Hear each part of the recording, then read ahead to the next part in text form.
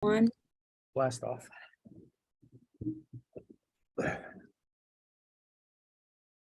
Good morning. It's 8:30 a.m. Saturday, the 18th of March, 2023. We have the advisory committee, the select board, and we'll have all the department heads presenting the town budget. Everybody, please join me, stand and recite the Pledge of Allegiance.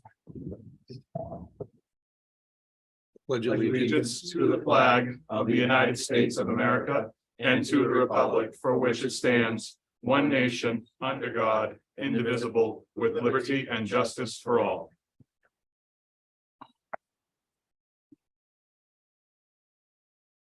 Thank you for that. Just as a matter for the record, Town Administrator Adam LaMontagne will be participating remotely, as will our town accountant Kelly Pomprion. This time I'd like to call the select board to order for this business portion of a meeting. And at this time, I'd like to call the advisory committee to order for this business portion of the meeting. Now that we have all the housekeeping done, let us commence. Morning, Bob. You're first up. All right, we're gonna Public try something services. different this year. I'm gonna give you guys about 45 minutes to look through my budget. I'm going next door and have breakfast. I'll come back and answer your question. Smart man. Why did you bring me back? The chair, Adam.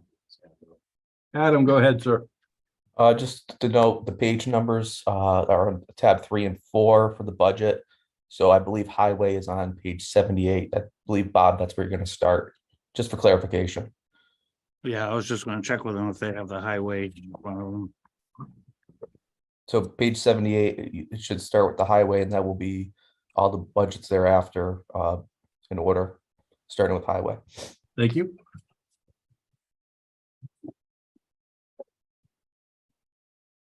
Everybody have the highway. The first page, the personnel budget, payroll budget, that's pretty straightforward. It's probably about the only one we can count on. As far as projecting where we're gonna be with the step raises and changes in the union contract. So that's presented to you for FY24 as seen.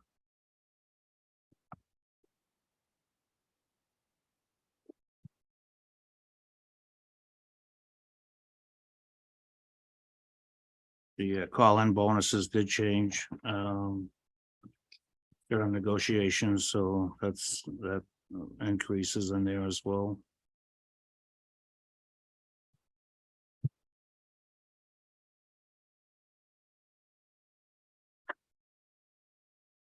That runs 2 times a year. From April to November and November to April. Kind of an incentive to encourage the guys to come back after the storm and not miss a storm. Before it was 200, I believe. We still have 2 or 3 individuals that would miss out on it, which is a savings to the town, but it doesn't help me out when they're missing, so hopefully this will justify them wanting to come in and aiming for that bonus.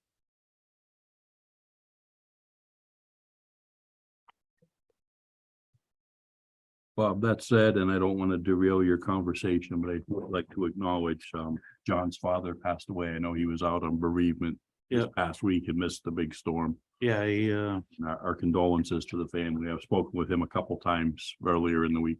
yeah, he did give 100% up until he needed to take the bereavement, and his help was appreciated. Yep.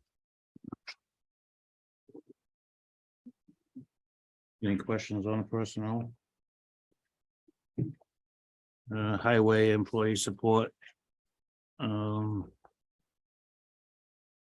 Changed a little bit, not too bad. It's everything's pretty close. Again, throughout the whole thing, materials, coats, sweatshirts. Everything's gone up, including the drug testing, stuff like that. So it's not too bad. We'd be comfortable with that.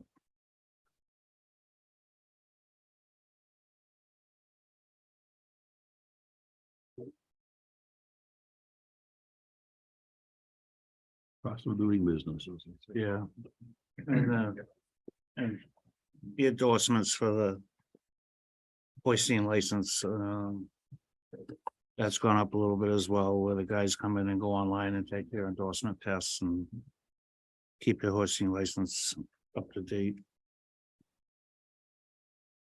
Purchase of services, it's pretty straightforward. Again, we did tighten up the count on vehicles, and there was a change from last year. I think it was around 43. Stuff out of service and ready for the auction, and actual stuff that gets a sticker every year is count of 34 vehicles.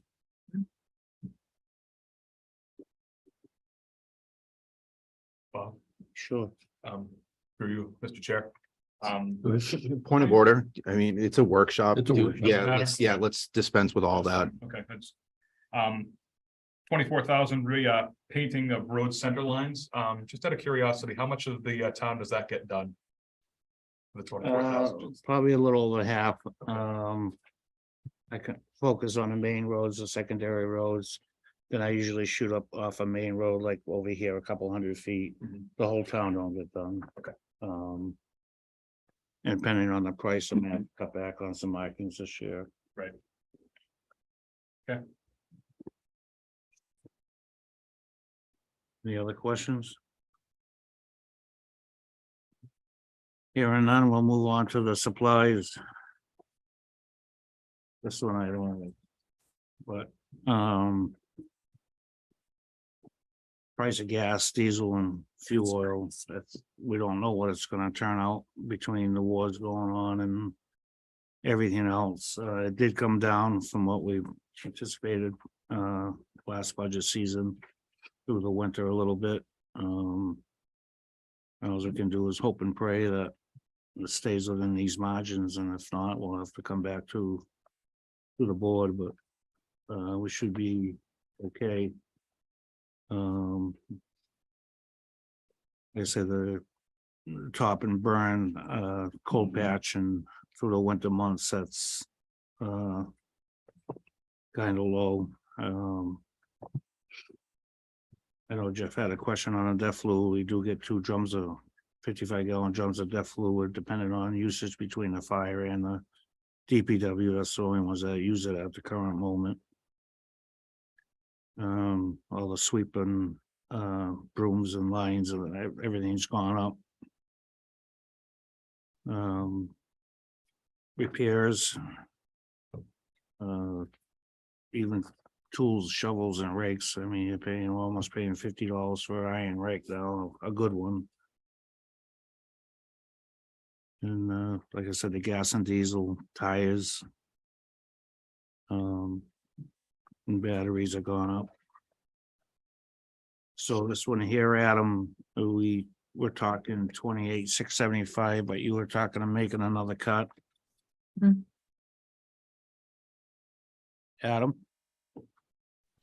That's correct. So on your the pages Holly gave you, we will have to make some adjustments to the budget's bottom line. I just want to note that I did speak with all the department heads, and they all can make it work. It's not ideal. We did our best to get a service budget. So there'll be an additional cut to the highway. Bob and I did speak about it.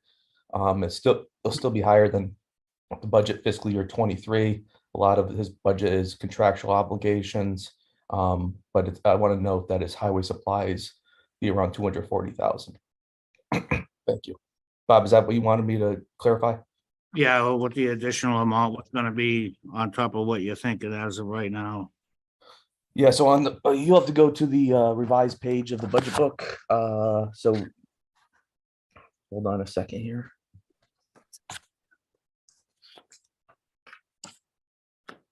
You say another 40,000 possibly? Yeah, so it's 285,000. So 45,297. So it'll be a little low. It'll be like roughly 240,000. And I believe his number last year was just a little over 200. So it's still, you'll still be in better shape than this fiscal year.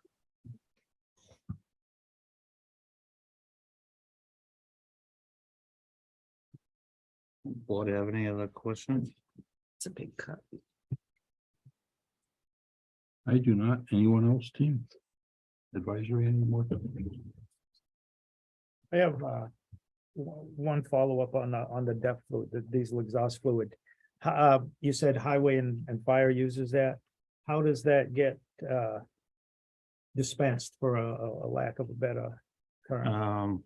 We have a little electric pump, and I have a clipboard beside the barrel, and the fire department marks down how many gallons they get. They usually buy a drum and I buy a drum, so it works out pretty good. So I'm just, so that $830, is that for one drum, two drums? And you keep, and then the fire department buys a drum of it also? Right, we're on our third drum now. It seems They, duplicate purchasing to me. It seems just we buy one and he buys one, and then I turn around and buy one to have on the side so we don't run out. And then we usually run into the next budget, because we definitely use more than he does.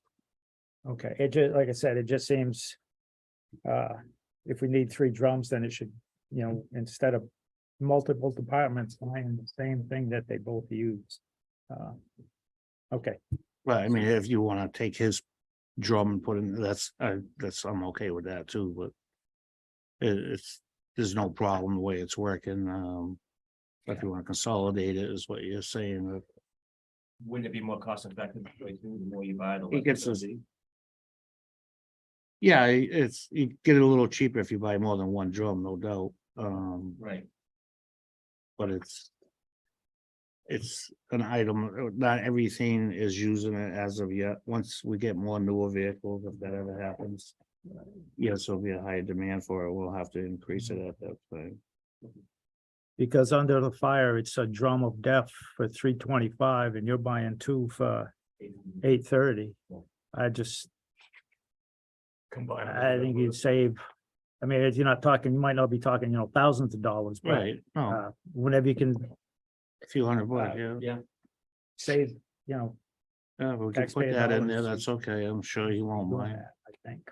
That's been a much talked about thing about centralized purchasing, buying everything in bulk, and then as departments need it, they come and get it, but. Yeah. I was just curious, because I seen it under both departments, and you fuel up at the highway department.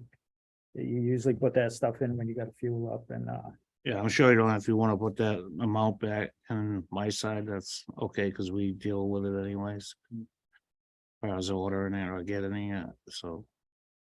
thank you. Bob, is there a shelf life on that when you open the 55-gallon drum? So I'm thinking Uh, back to my fleet. You gotta keep it in a good environment if if it's weathered or if caps are not on, and it can crystallize. Yeah, I was thinking back to my fleet management days when the lion's share of my ambulance fleet was Yeah, diesel, but it's we would inside. we did the door. 5-gallon buckets, but if you didn't close them correctly, it was like brake fluid. It Yeah. was just absorb the moisture, crystallize, and you end up throwing it away. Yeah, it's right inside one of the bays, and when everybody needs it, we open the door and pull in, and it's been working out good. Thank you for that. Any other question? Here and none, we'll move on to intergovernmental, which is just basically police details, which their rates have gone up twice since last year with their new union contract.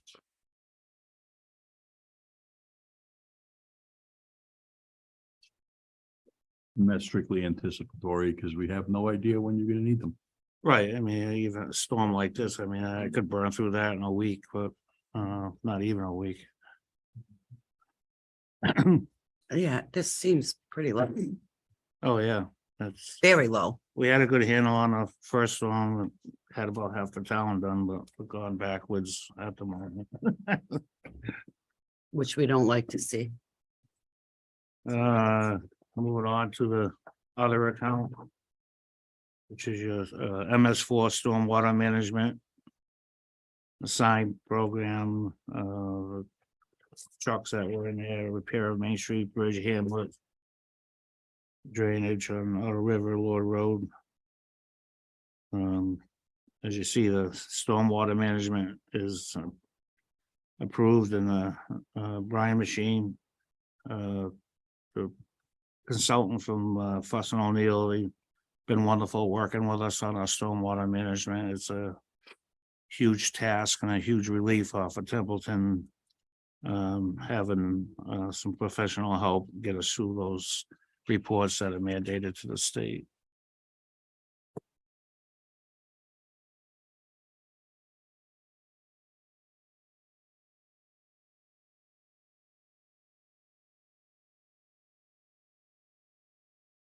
Any questions? No, I do see we have the Main Street Bridge repair and we're flagged waiting to find out what additional funding is coming for that. Yeah, I hope and pray Potential. every day. We all are. Gets that signed so we can improve our program you guys presented for expenditures on that money. You have buildings and grounds in front of you, folks. Yes, sir. Yes, page 87. The buildings and ground, again, the personnel, pretty straightforward. Their raises are not figured in this because it's that happens in the fall on non-union. So what you have in front of you is what they'll be having come FY24 till fall.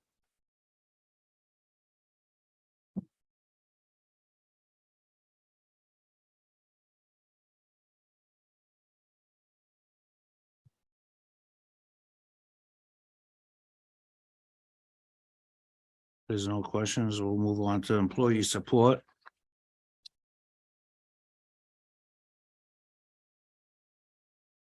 Again, boots, continuous education, jackets, t-shirts, all that stuff has gone up in price.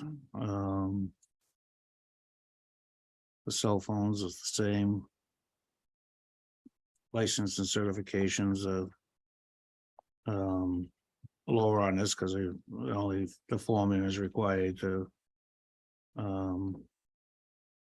renew his certifications for the hoisting.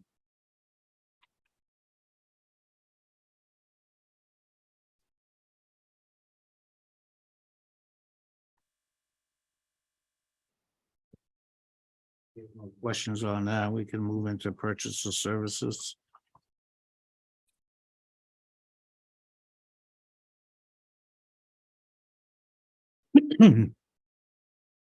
This cemetery software, that's annual fee.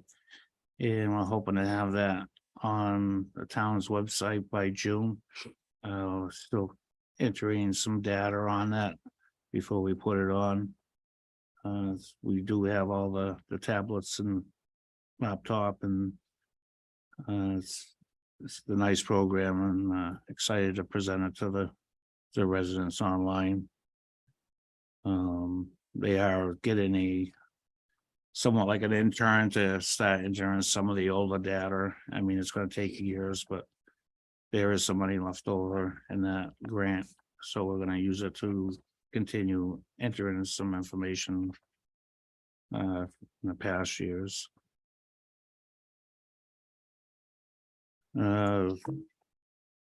Alarms and monitoring didn't change much. I'm not happy with this alarm company anymore. They're gone downhill drastically. But it's gonna cost thousands of dollars to bring everything up to code and change over, so that's why I haven't done much with it yet. Did reach out a couple of times to get a ballpark of what we're looking at, and it's thousands of dollars. Would that go for the capital? At first, yes, it would. I wish I could just turn them off, but the buildings have got fire alarms, so you do have to have the fire alarm. There's only 2 buildings with burglar alarms in them. Just to come get them to change a code or come out and do a service. The service ain't there anymore. The owner is pretty much running the whole place by himself or trying to do it remotely, and so that's something we'll be looking at in the future.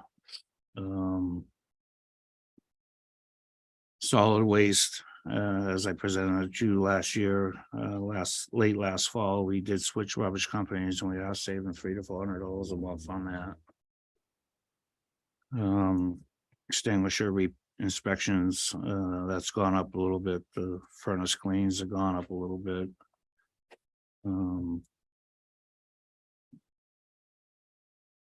But for the most part, it's working at that number.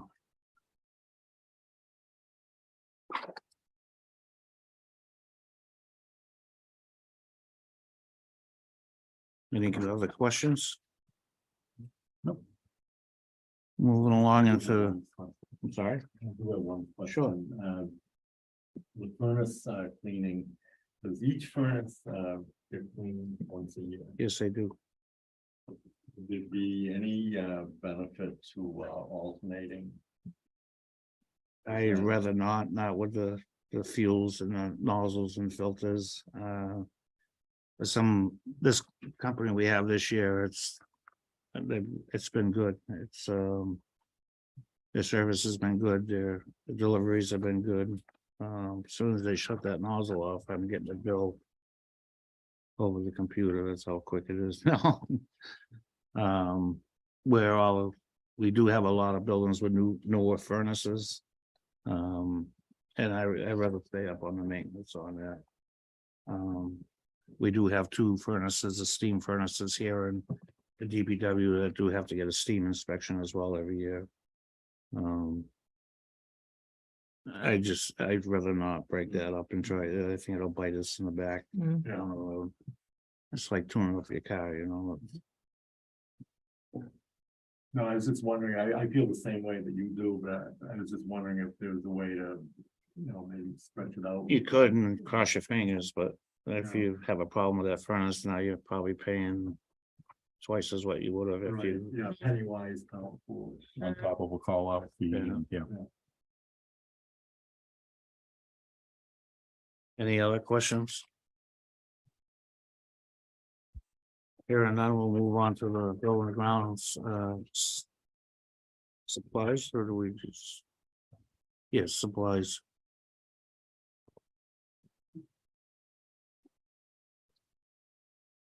Again, the biggest thing is on here is the oil, fuel oil and the propane. Hopefully FY24, the prices continue to come down and be in our favor. I tried reaching out to get somewhat of an idea for a number for next year, and nobody can put a finger on it. They don't know what it's gonna do. Well, are we contracted through a certain, there's somebody, through a certain company for the oil, or do you? Yeah, Or can you go around and look for prices? We get, every year I get 3 quotes. Okay. Or it goes out to bid. Okay. This year it went out to bid in Leominster, Fraticelli oil. Fragile, okay. Okay. Fraticelli and Hoodola, they've been great. Did have a rough year with Peterson. I hope never to see them again. I think we had a lot of hope from the state on that. I do have one question on the oil. Are you buying the oil under contract a year in advance? No, I think in June we'll go out to bid and lock in the price, so it happens right around the first of the year, fiscal year. I assume this is a situation where it can't go, you're gonna lock in, it can't go higher than that price, but if it goes lower, you're good. Yeah.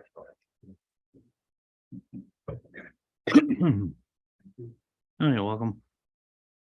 Any other questions? Yeah, you have American flags here for $80. That should be reimbursable by the state. That's still working with the Veterans Service Office. The Veterans Office does, Give them a um, receipt. they do get the flags for the cemeteries. These are for, town hall and Gotcha.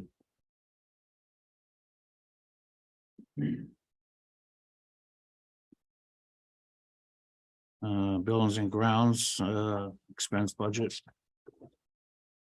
Not much on here. It's basically just a backpack blower and a weed trimmer that we try to rotate out every year. Okay. Yeah, it appears we are. 91. I think you skipped the page, Bob. We on 91? And 91 for governmental? I don't have it, mine's not marked like yours. Oh, I was surprised at the electric bill. 5,700 buildings and ground. The electric bill for the police department, because they have all those large screen, because of, They have a gym. 92. 911. Yeah, That's here we go. huge. That's a year, or a year, right? Yeah. The big one. And you'll also notice we're getting billed for the municipal streetlights as well. Bob, if you want to touch Mhm. upon that as well for the board. Oh, yeah, Adam, good point. Mhm. Bottom, the very bottom. 8,699. Yeah. which one are you guys looking at? Adam This is the, mentioned the uh, municipal, sorry, Tim. Account 410 5600 on Municipal- intergovernmental. Municipal streetlights, Fairly big. 15,699. I got it in this other one, Holly. I think all Adam asked was if you wanted to touch upon why we're getting Yeah, on billed for that. the streetlights.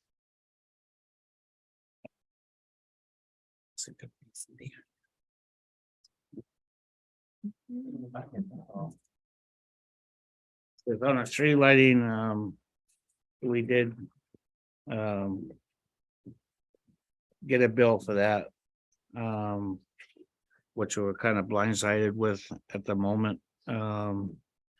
We did figure it in the 24 budget, and as of right now, I did pay half of that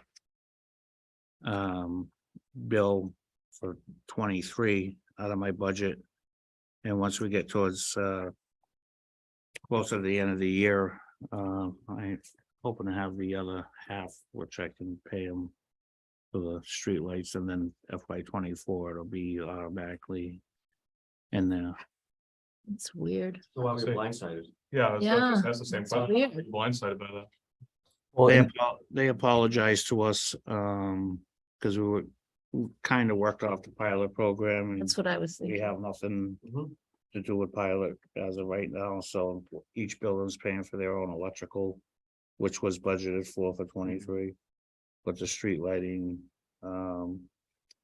they forgot to fill that off to us, so me and Adam, going back and forth, coming up with an idea, and I reached out to John Driscoll. He apologized, and he said, do what you can do. If we have to carry it over, we can, but I'd rather not. I'd rather start out fresh. If I can do it with this year's budget. Let's see. That's the first thing that entered my mind was if we're getting pilots, then what is this charge for? Well, I mean, right does now, it we upset don't each- have a pilot, so. We don't have a pilot right now, right? Yeah, no. That's on the Pilot governor's program agenda, is actually. all Right. done. so if I can note what Bob said, basically in fiscal year 23, we didn't budget for streetlights. John sent us a bill for the lights for this fiscal year. Bob's doing his best within his budget to try to pay that bill, and we've been working with Mr. Driscoll on that. So we want to make sure we have this budget for fiscal year 24. Yeah, I just don't want to see us repeat what happened in the mid 2000s when we shut off the streetlights townwide. John said he wouldn't do I heard a chuckle, but it has happened. that. John did say he wouldn't do that, so Let's go. thank you, Tim. Dark in here. I'd rather have a paid bill than an unpaid. There you bill, go. Oh, my- Thanks, Adam. Thank you, Adam. So are we back to supplies or onto Your expense budget. the 5,700? Yes. So any questions on the 5,700?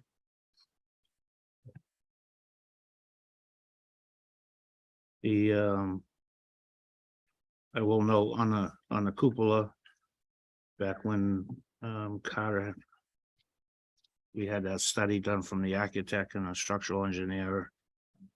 I mean, ever since that, I mean, I had it's like my snow and ice budget, just want to puke over that price, but I did reach out to the contractor that I'm using and got a quote from him, would prevail on wages, rebuild that, and it's, and the PPC is putting it forward on their items. I think it was 30,000, if I remember correctly, so that'll be a good improvement to the building. That go along with the windows? No, the windows we're hoping for, we're thinking either green grant or ARPA money. Absolutely. So, I know East Templeton residents were Capital interested talked in about that that. being done. Like this is their pride and joy. Of course, yeah. This has been their school building and then now their town hall for Yeah. decades, so. Thanks to Steve Castle and his Capital Improvements Committee marathon yesterday on cable TV. That was discussed during capital as well for all the different sources of income revenue that we've got. Thanks for that, Steve. Okay. Big bowl of popcorn. Watch myself talk. So Bob and Adam, feel free to chime in. I have a question on the cupola. We had talked once before about the Monty Tech crews coming in to work on that, and I know Superintendent Brown told us the other night, reach out to Monty Tech, which we always do. Or is that still a possibility to put into play, or are we strictly going to go out with the bid process? As it looks right now, what happened, Tim, is that's certainly an option. I believe, Bob, you secured funding through CPC for that project for the town hall cupola. Do you hear me or? He's talking to you about. Oh, we can hear you. yeah, we can hear you. Oh, okay. Just pretend we don't. Wow. Just kidding. Yeah, that'll make things better. We could definitely email them. I did email them, probably close to a month ago now. Response to the Scout Hall project. Trying to re-invite them to take another look at it. I never got a response back from them. Okay. No, it's just a question. I'm throwing it out there. Oh, yes, I mean, I definitely can email them and see if they have an interest. I don't know.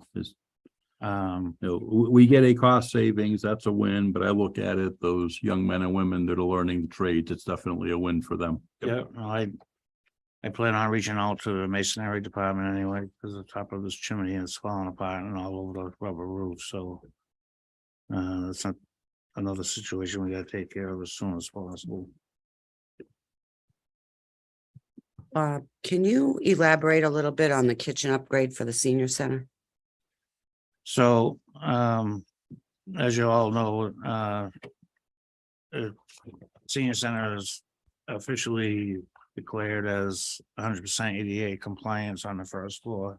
Mm-hmm. The building inspector we went there last Friday, he did his final walkthrough. I'm waiting for a letter from him. And we did have a meeting on the roof, project coming up. And architect Andrew was there and we did discuss the kitchen, and they have a individual that's part of the senior center involvement, and he has professional experience in kitchens and installing them. That's what he used to do. So his diagram we gave to Andrew, and Andrew's gonna put some things together and talk to that individual. That's one of the projects we plan on working on soon. We're trying to find the monies for it as well. I know there was Friends committee, and as of right now, it don't sound like they're interested in turning that money over to Shane, excuse me, the senior center, so that'll be in discussion with Adam and select board. And great. Thank you for that Well, my update. concern with that is, piece of equipment that was donated from the Auto River Sportsman's Club, Correct. the senior center. That said equipment was then given to a company to upgrade the equipment, which never happened. But that equipment is gone. that I'm not aware of. That must have happened before my time. I might have. I was. There is 3 basins, sink over there, some tables. No, we had a huge commercial stove, refrigerator, freezers. I didn't see none of that when I come on board. That was prior to you coming on. So that's why, because I was also on the board with that question as well. So that's why I was asking just for, Yeah, I mean. an update on why are we looking at their kitchen, basically, because the funding was there and misplaced. There was a question like, well, it's donated to the Friends of Templeton Elders versus the senior center. Mhm. And my question was, well, once it passes the threshold of a town building, unfortunately, based on our insurance, it belongs to the town. So there was some discrepancy with that. So I think somebody's being dialogue with the Friends of Templeton Elders to find out, number one, where that equipment went, who had authorization to move it, and where's the dollars that from the savings of it. Mhm. So there are some questions that you. Yeah, the history in the past, any information, I'd be willing to work with whoever has the knowledge and try to see the outcome of. Is there would it be recommended to put it on an agenda? To get the answer within a month? What do you think? On a select board agenda, is that possible? If I can jump in for a second here, I have my hand up. Go ahead. So what Bob said is correct. The senior center building is probably one of our best buildings once we get through these projects. You're going to be seeing the roof work getting done. We had a pre-conference. The pre-conference construction meeting was held. You'll see that getting done. The ADA repairs are getting done. I expect us to still have some remaining funds in the senior center expense account, if you will. What I would suggest is with the Friends of Templeton Elders, that's more of a legal matter that I will have to handle with town council. So I'd rather not have it go on an agenda. I'd rather have that handled with town council. Not even executive session? Is that something? Well, we'll discuss that in a business meeting. Right now, let's focus on budget.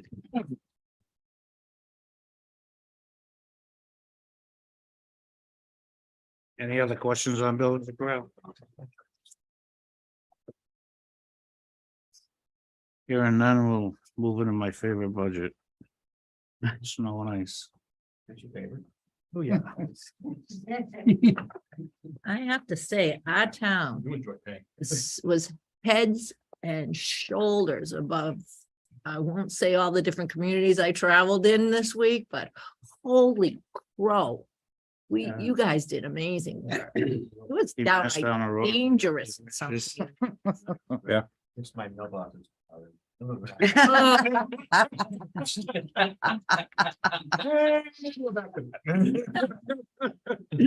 I saw in Gardner, a sidewalk machine took out some utility pole. Oh, God. And now it's a wa- Oops. like chopped it right now. It's a busy storm.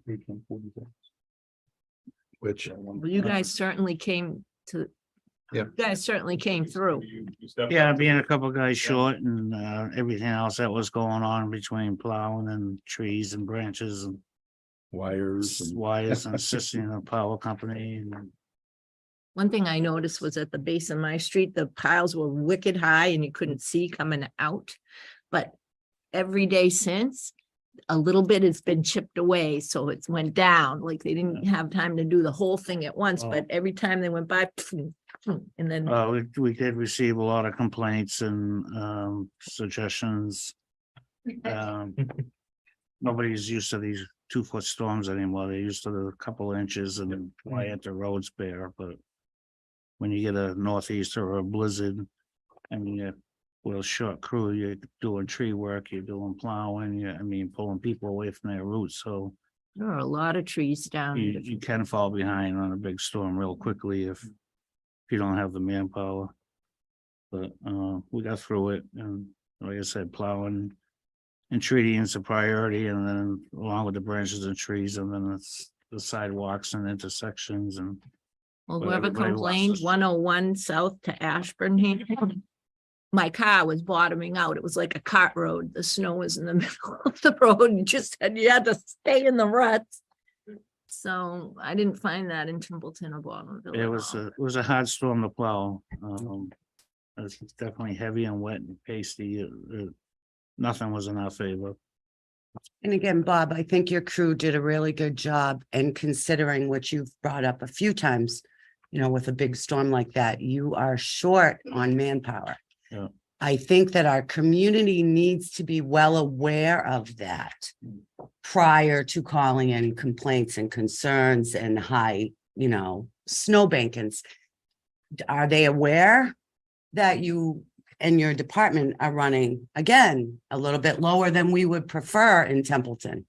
But we're working on that. Yeah. And I just think the public should be well aware that you run, you know, with a Yeah. small crew for how many miles that you are responsible for. Little country town. I would love to have Correct. two guys full time on trees and. Absolutely, we should. But we're not city people here, so. And we're talking about how the community can help, reminding them, and I think we're gonna start in the fall, reminding them that please don't shovel your snow into the street, don't plow your snow into the street, don't put your snow on the sidewalks. You Yeah. know, That'll, it helps out. gonna be strictly Sorry, enforced go next ahead, year, Ted. so. It's a good conversation. I don't want to shut it down, but we do have a very full schedule today. Can we try to stick to the format? Because we have many departments to you're the be chair. presenting. It's an And- opinion. Snow and ice on the. Not trying to be rude. Snow and ice. We're veering. On personnel. This is for the temporary plow driver and workforce overtime. Pretty straightforward. That's I'm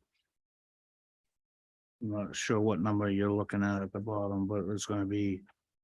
If you have 42, there's projected another little over 7,000 cut from that. So temporary plow driver, meaning like temporary hired employee for the town. You have your CDL, Contract employee. you can come plow, use my truck Exactly. Right. instead of complaining.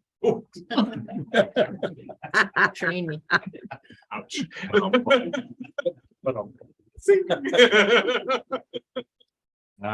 Employee support, there's nothing on that one. Moving to the purchase of services.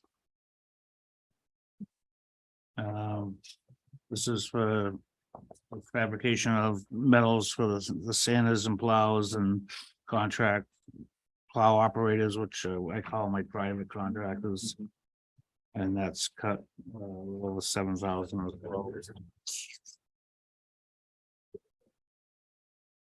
The supplies, the salt, like I say, it went up. This year was $95, and I projected to be near $100. This coming season. Plow blades are out of the picture, they're a long way up. And the plows, pair of the plows and sanders, hydraulic lines, spinner motors, stuff like that.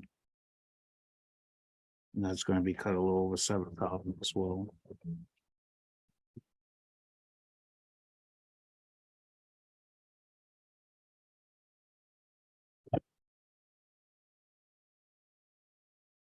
Any questions?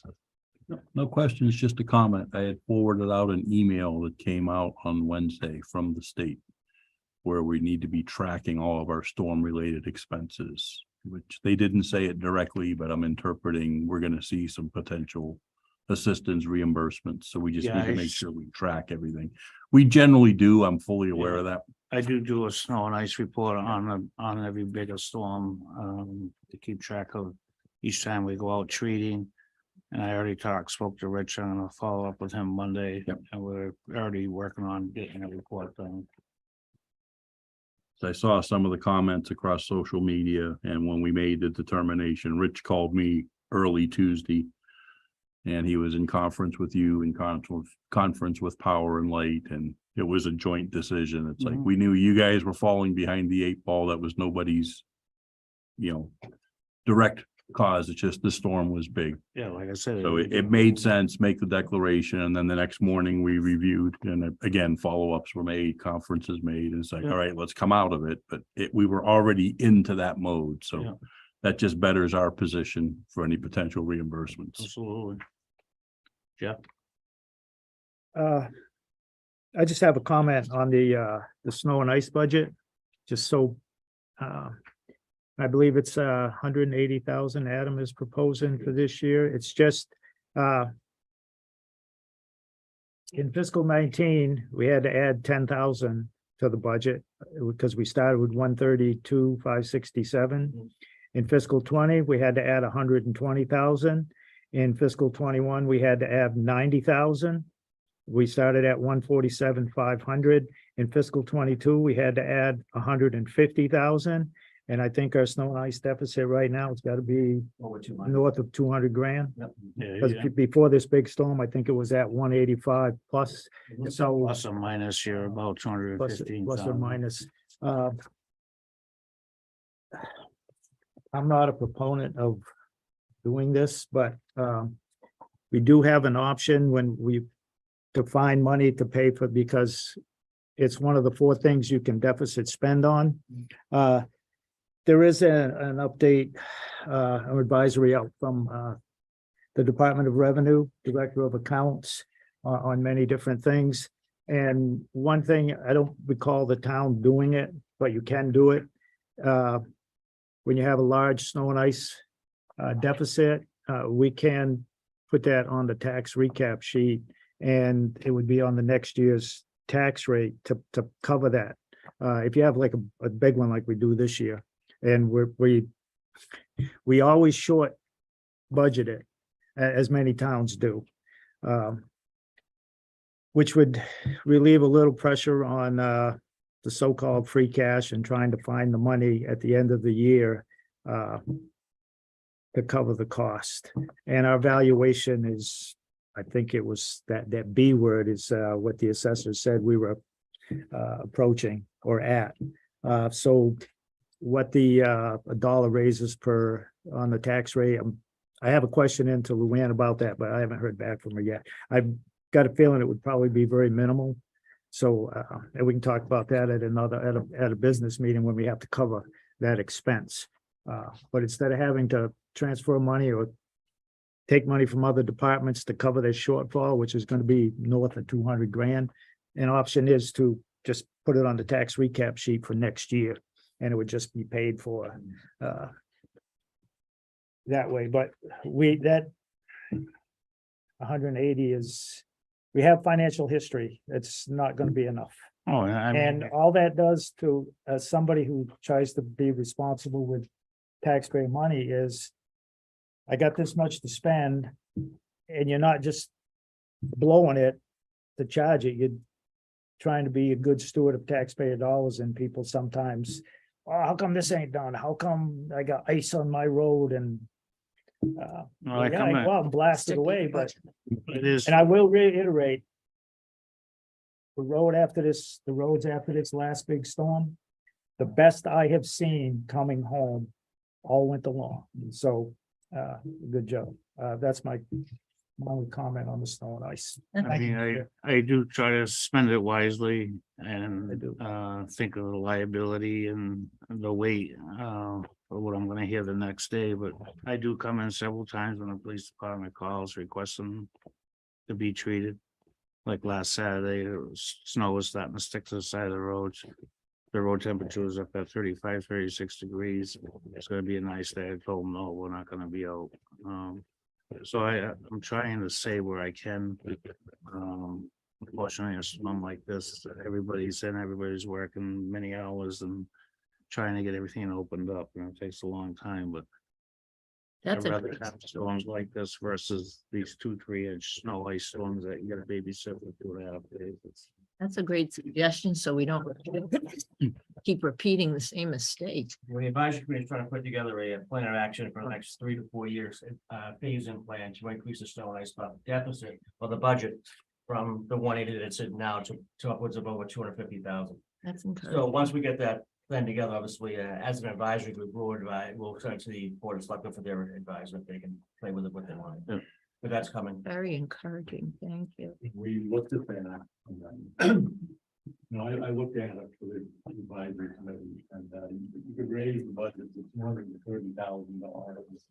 Never worry about spending underneath that amount. So you really should be spending between $230,000 and $280,000. That's where the budget really should be. That's no nice. But also knowing that not to pigeon ourselves, because obviously in order to definitely spend, you have to always increase at least by $1,000. So we understand that as well. So just so that is coming. I don't have any. Right, Adam. I was just gonna say, so to close the fiscal year deficit for snow and ice, we'll certainly have the discussion when we have to vote to approve the warrant. Thank you.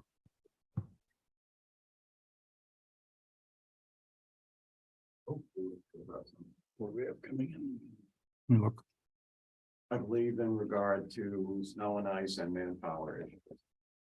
Who is in charge? Is budget increased to address this issue? Complaint about personnel, how many more in the budget? Mr. May.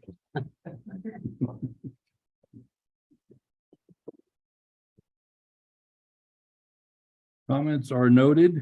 Thank you for submitting. Who is in charge? I think that has already been answered and addressed just by watching the proceedings in front of you.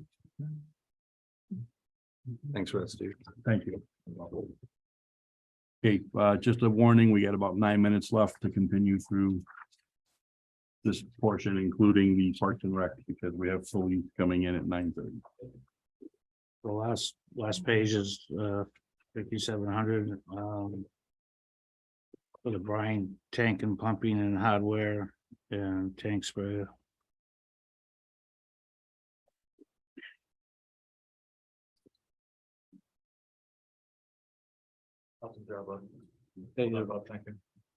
Oh, it's just Candace.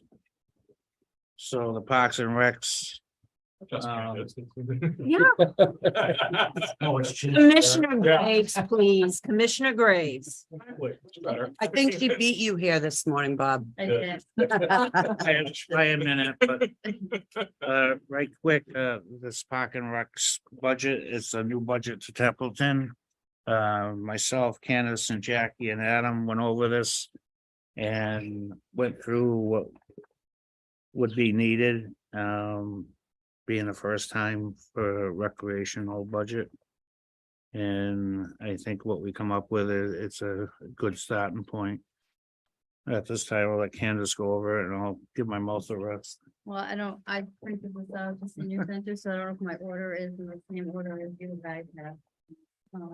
I have the first page, which is, Just give them that. number. oh, this one here, 5,100. 5,100. So the first part is your swim, director, instructor. Our swimming program is what, the town, provides. And our budget is probably the only thing we have recreational wise. This way we make the, program free, to the residents. And this is about the safety of the children in our town. So it's an important, program of the Red Cross Swimming. Right now it is certified to go forward as a Red Cross Swimming. We pay their dues in the town. Polly has helped rec department do that. So it's $1,500 for our instructor who is certified. Also, there is a swim instructor assistant, which is $1,000. That instructor is certified as well. We paid for that last year. Everything else you'll see is little stars for our soccer coordinator, an assistant soccer coordinator, a basketball coordinator, a couple assistants. All those stars indicate that the money will be coming out of our revolving account, and that's fee based. So any fees that we bring in for the sign up process covers that cost. So that's not on the town, that's on the participants that register. So right there, that's right. that's not in the budget. So what you'll see now as we come down is Parks and Rec Administrative Assistant. This is something new that we're asking the town to provide for us. This assistant would help with our coordinators, with their scheduling, help with, we have an issue, for the Parks and Rec Commission. We're not town employees, so we can't use the credit card, but yet we have to order things. So having this assistant would allow us, being paid under the town, this part-time assistant would allow us to do some of these ordering things and take some of the pressure off. So right now we're using, Holly helps us with some of our purchasing, and then Bob's department, before that was Jackie. They would take their time out to, to put the balls in for basketball or soccer, or, whatever it is that we needed to buy for that program. The money comes from our fees. That's what's paying for those, that equipment. They take the time out, and I right now am running the table as the commissioner, as the chair, doing this job, part of this job. And I can tell you that I've spent many, many hours doing this. So it is a needed role in this town to have an assistant, to have that. And I'm on the CPC, and they just got, Mr. Henshaw, we've gotten an assistant for that, and she's working out fabulously. The way it is keeping the records. And that's what we want. The same thing for Parks and Rec, having someone to make sure that our records are kept on our billing and anything, legal wise, because we're in charge of the parks now, that we have it all in our filing cabinet at the senior center where our offices are now. So we're looking for about 19 hours a week during the seasons, and about 17 hours an hour for that job. The next one you'll see has a star. That's a Gilman Way concession stand coordinator. This would be coming out of the actual fees that the concession stand would be, the sales of the concession stand would pay that for that role. And that is a needed role, because it's a lot to do the ordering and to get, the volunteer staff to work in the concession stands. It's a vital role that we find that we really need. It's been out there on the books for us to have somebody to apply for, but right now we haven't have had any interest. We're hoping that we will, because right now Jessica and myself are the ones, taking care of it, and it's a lot for us, to take on this task, and I don't see in the future other commissioners taking that energy and doing that. It's not part of our role as commissioners to actually run the concession stand. It's our job to commission somebody to do so. So we feel like this would help, if we can get somebody to come out and to apply for that job as the concession stand coordinator. And this wouldn't just be about rec programs being open. This would be about if it's open during games for Narragansett High School and middle school that are up there too. Candace, how many hours did you guys put in For the concession concession stand? stand? You yourself, Jessica? Yeah, well, it's not just when you see us out there cooking or, serving the public. It's also the background where you're doing the ordering, you're running around, picking it up, stocking it, cleaning it, there's a lot involved in it, making sure, like, we had to learn how to use a fryer later. We didn't know how to use it. We had to learn how to use like different things that we didn't know how to do, because The point is, you guys did it all and ran the. yeah, we did the all-star games for softball last year, the two of us, and Jessica had to call on her parents to help us. And I had to call Justice to come down there to work the window, because we just didn't have the volunteers from the community to come and help us. And right now, that's the way we're going into softball, the same, this new season of Babe Ruth softball. It'll be me and Jessica. We're hoping that members of the community will step forward and help volunteer, but we really like to get this coordinator position filled so they could actually do it the right way. 2-minute warning. Mr. Chair, I Go ahead. just have a quick question on this. Do you have any incentives in place to have your parents involved? Yeah.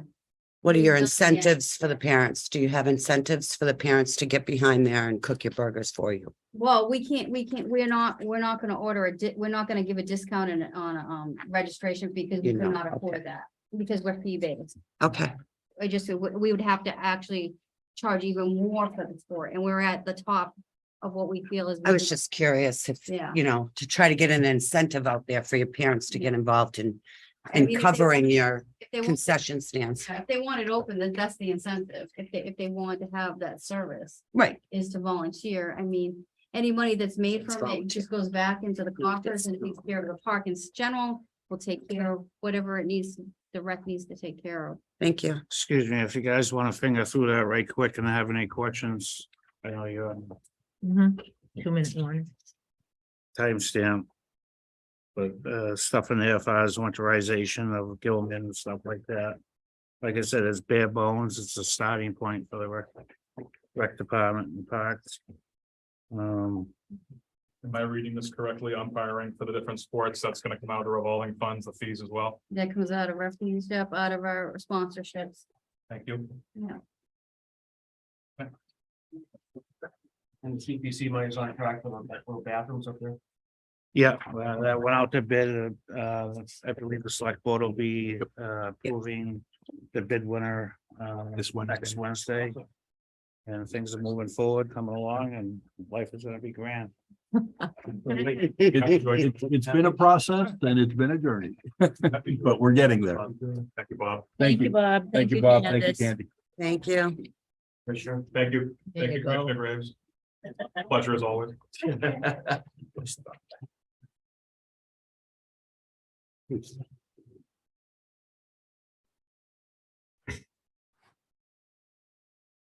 evening, chief, or good morning. Good morning. Good morning, chief.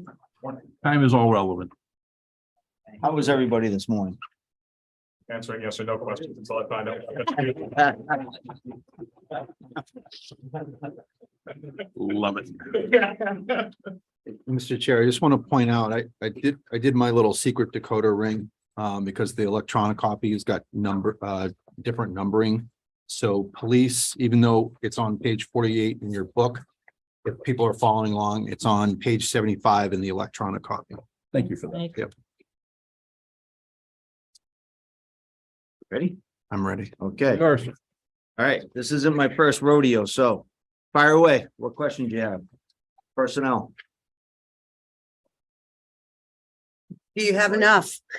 You had, No, do I have enough? Quite frankly, no. I mean, Thank you. it is what it is, but let me just throw a few things out there. Ashburnham, population 6,300, 14 total officers. Westminster, population 8,200, total officers, 14. Winchton, population 10,300, total officers, 15. Athol, population 12,000, total officers, 16.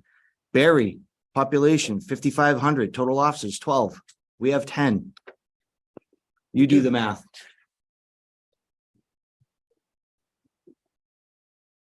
We answer more calls than any of those communities other than Athol and Winchton.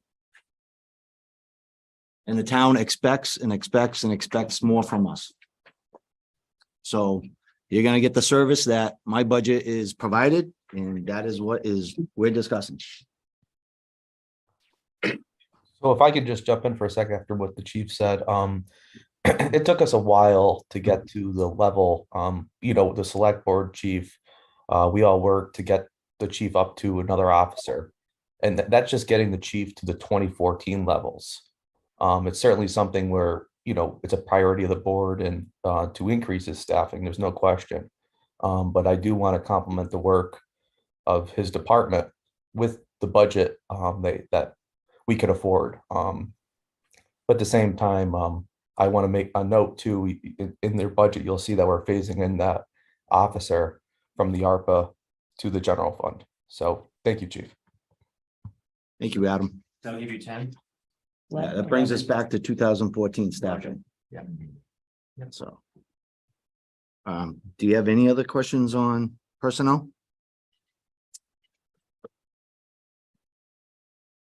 What do we get?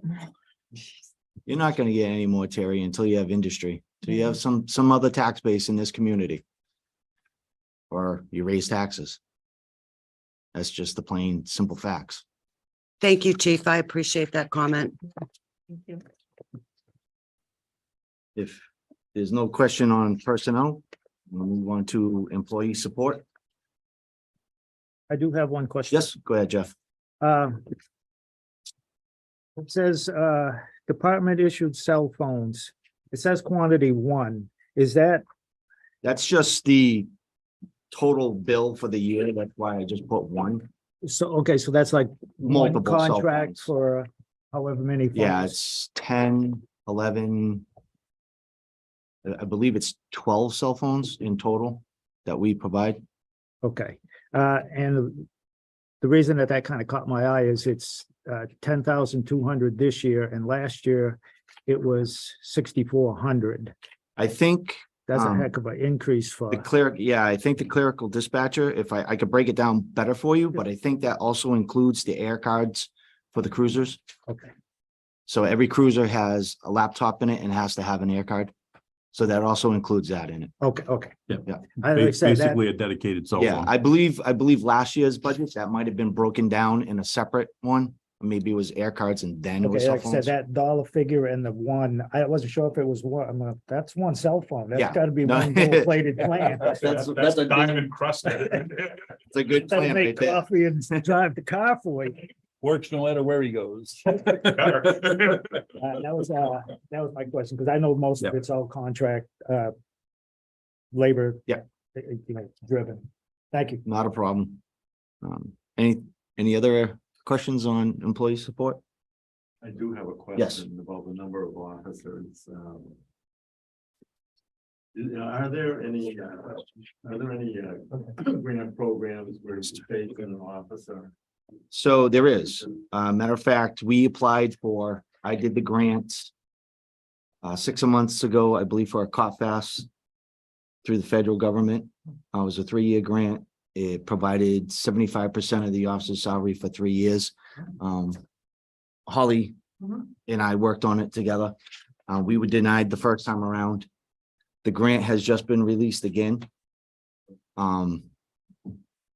We could start the process again, but then you're also gonna understand that you have to provide 25% of that officer's salary and then all his benefits. So it's still gonna be a cost to the town. And then how do you phase it in after the 3 years? And then after That's- 3 years, The other catch. It's gonna be sustainable. yeah, Right. after 3 years, he's gonna go away.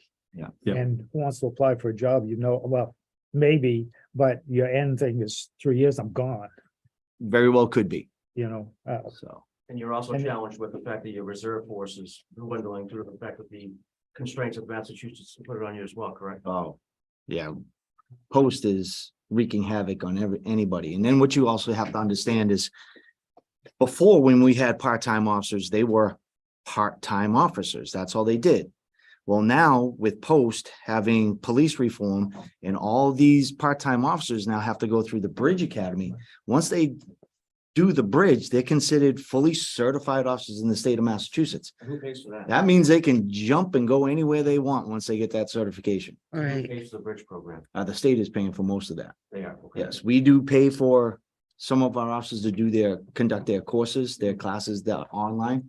But the state pays for their firearms and their E-block and And then once they have that, then they're gonna go jump to a department that pays a lot more than we do. yes. So there are any other questions on employee support? Okay. Purchase of services?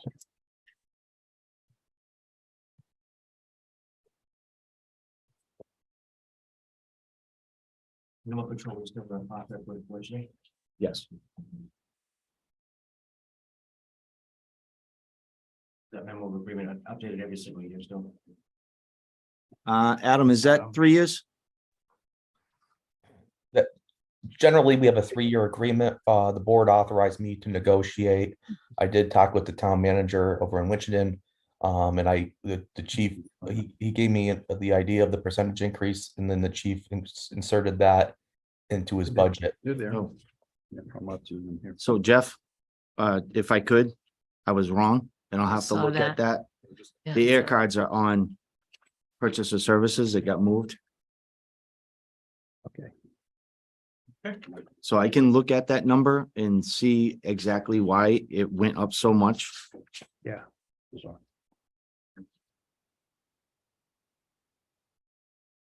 If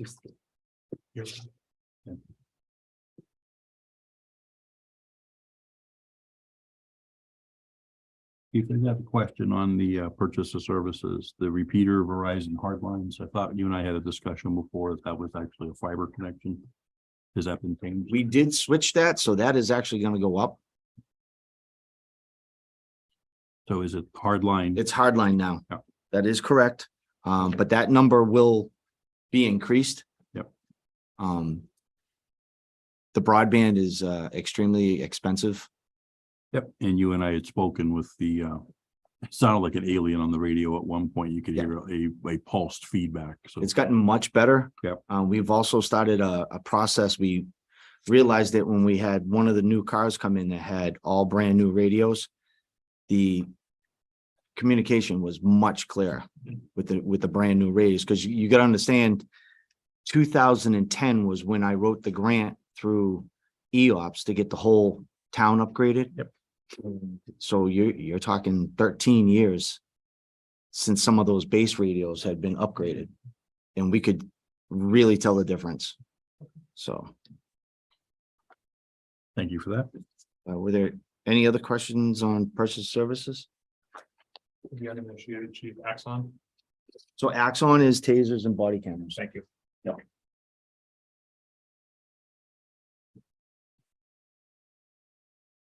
Supplies, which is very minimal.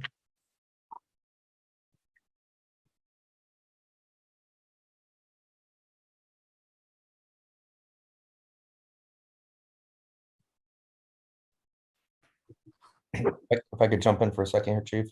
Yes.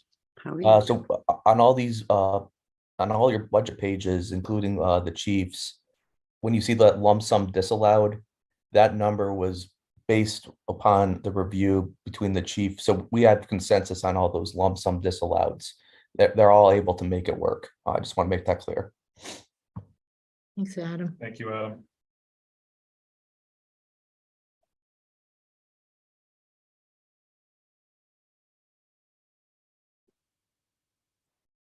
Any questions on supplies? Seeing none. Last is 5,700 other, which most is being moved off the capital. You have any questions? Adam, do you want to add anything on 5,700? I do. The board, so the HVAC system is probably one of the biggest ones on my priority list. I did talk with the chief. Capital, I believe, recommended using ARPA funds as well. I do expect to bring that in front of the select board as they have the authority over the ARPA and for those funds to cover. So we could go up to bid again and just get that project done. The chief and I spoke about it. I think Mike, you recommended it on capital. It's a health issue. So it's one of those things we're just gonna have to close up. Is the number for ARPA 200 or 275? I thought that there was 75 from another source. It's 25 and a 25 now? Okay, That's why. so this you'll number's need 250 from ARPA. Adam, it was 300, 275, and then we were going to take 25 out of the account, correct? That is correct. Okay. And this is for like air conditioning? Can you open the windows? So I wish, John, I wish we could. That would solve the problem, but the state of Massachusetts with their current building codes, everything is built airtight. Even new houses have to have exhaust fans in them. Yeah. The way the station is designed, it was a very poor design. It was brought up Yep. in the beginning of the construction, Yeah. that the system was faulty. And they moved ahead anyhow. Because it's low bid. Yeah. And we've had at least 2 external companies come in and review the system and say that it's not working. The fan's too big. Our system doesn't recapture any air. So basically, we just exhaust all the hot air that's inside the building. And one of the third-party contractors is like, why aren't you recapturing? You can recapture 75% of that air. That would be a cost, that would be an energy savings as well. Big time energy savings. You can go to my office any day, and it's a brand new system, any day of the week, and I have to have an electric heater in my office because it's freezing. There's only one thermostat upstairs and there's only one thermostat downstairs, That covers the whole building. the whole building. Wow. Thanks. Wow. Okay, I got you. Thank you. So it's better off, and I understand that we're putting $300,000 into a brand new building, but it's better off correcting it now and not having a sick building. And then it will, the only other thing after HVAC is the floor upstairs because of all the moisture from the kind of, because it's not properly ventilating. We have the cracking and floors upstairs. So once this is corrected, we'll be able to address the floor and then there won't be anything else to Right. take care of. If I could just real quick on the cruiser. It came to my attention that there was some questions about the hybrid SUV that we had gotten. And it was brought up that there was less than transparency, or not the hybrid, but the F-150 Interceptor. And I took a little offense to the transparency comment that was made because it was common knowledge from the get-go what we were getting the whole entire time. When I went in front of Capitol, I brought 2 vehicles in front of Capitol. We didn't have a full quote on one of the vehicles. Adam knew about that from the get-go. Afterwards, what happened, and the comment was made, was why was the wording changed? So the wording was changed to police vehicle so that we weren't pigeonholed into one specific vehicle. Because we were speaking that we were going to go with the best vehicle and the best dollar bang for the buck. Okay. So it came up that we were going to get the F-150 because it was cheaper. That's why the wording went to vehicle so that we weren't stuck into Locked. one. You weren't locked in to And one. then if you remember correctly, it was at this meeting last year where Jeff actually commented and gave me kudos for getting a multi-purpose vehicle that was the It F-150. was because you did come before the board a couple of times and you specifically spoke to about a truck. And possibly the F-50 or something similar. Well, I saw that and I contacted Adam because I went back and I went through the BVAs and I went through the town meeting stuff and I found the minutes of our meetings. Where it was specifically mentioned. If you don't watch the meetings and you don't track the stuff, it can slip by, but I went back and backtracked everything and I told Adam, I said, no, it's all there, step by step. But I remember you specifically come and said, you listed the communities about the trucks and the F-150 that you were thinking of going unless you found something comparable for a better price. Right. But I just stuck in my head, you were sitting here right there. Yeah. And you spoke about the truck. And I remember we talked about changing the wording at the special town meeting Yes. to clarify it, so it wasn't, well, I thought we were getting this. But all along the line, I went back and double checked it and it was all there on the record. You just had to be here. Thank you. And let me apologize, Chief, for my brother, remember, who made that comment, who's not here today. I will apologize to him. He meant no disrespect to you at all. I just I do things above board. I don't try to hide anything. I just, No question. so, I had no question. thank you. It was just unfortunate we fell into the supply chain dilemma and that vehicle delivery was delayed. And Yeah. Welcome to our world. So if we do get another vehicle, depending on when it is, we did secure a vehicle sitting on a lot. The guy just said, there's no money, there's no guarantee that we have to buy that vehicle. It's just sitting on the lot because he has like 1,000 of them. And he said, hey, if you can give me a heads up, I'll put it aside. So when it comes. Right. So What are we shooting for this year? the next, hopefully. Yeah. And you're gonna sit there and go, why? And I'm gonna explain everything, Not the reason why. necessarily. The next vehicle could very well be a Tahoe. Okay, larger. It's SUV. actually, All right. it's a little bit larger. It's about the same size as the F-150. Yeah. It's actually $7,000 cheaper than the Ford Explorer right now. You're kidding. No, the Ford Wow. Explorer skyrocketed. Holy crap.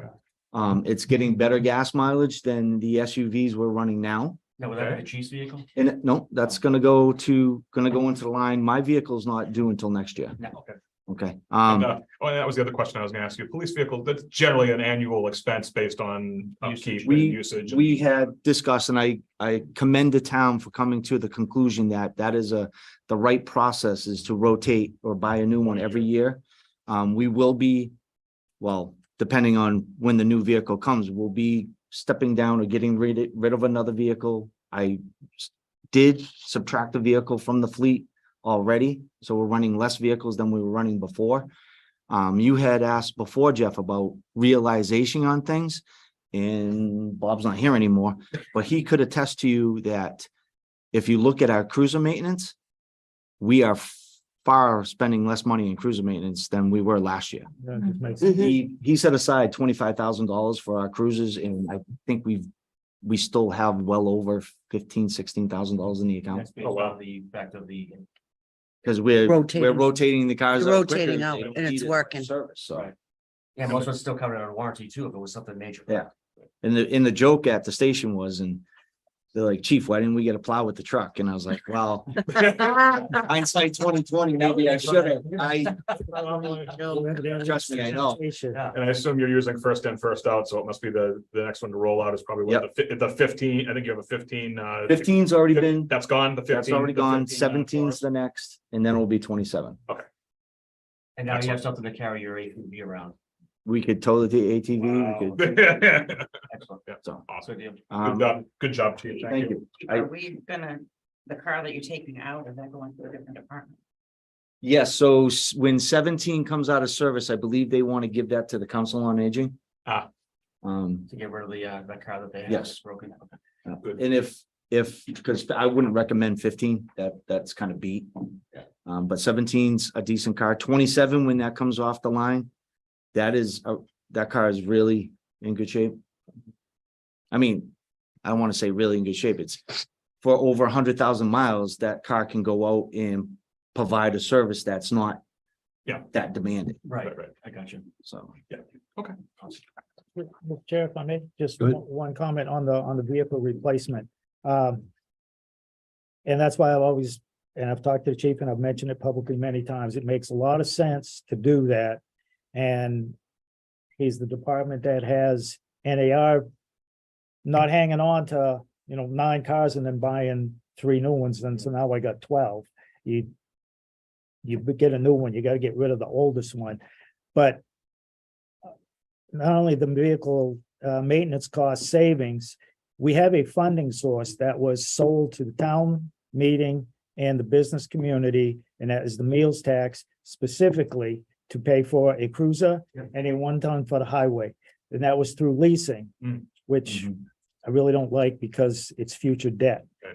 But as long as cruisers can stay in the 70,000 or on the range, we're at a point where the meals tax, if you track it, has been going up and it's at 60-something thousand trajectory, which would cover the cost outright of a cruiser.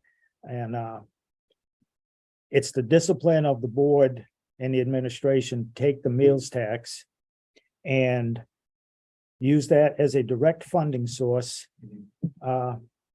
Whether it goes into a stabilization fund or whatever to replace a cruiser each year.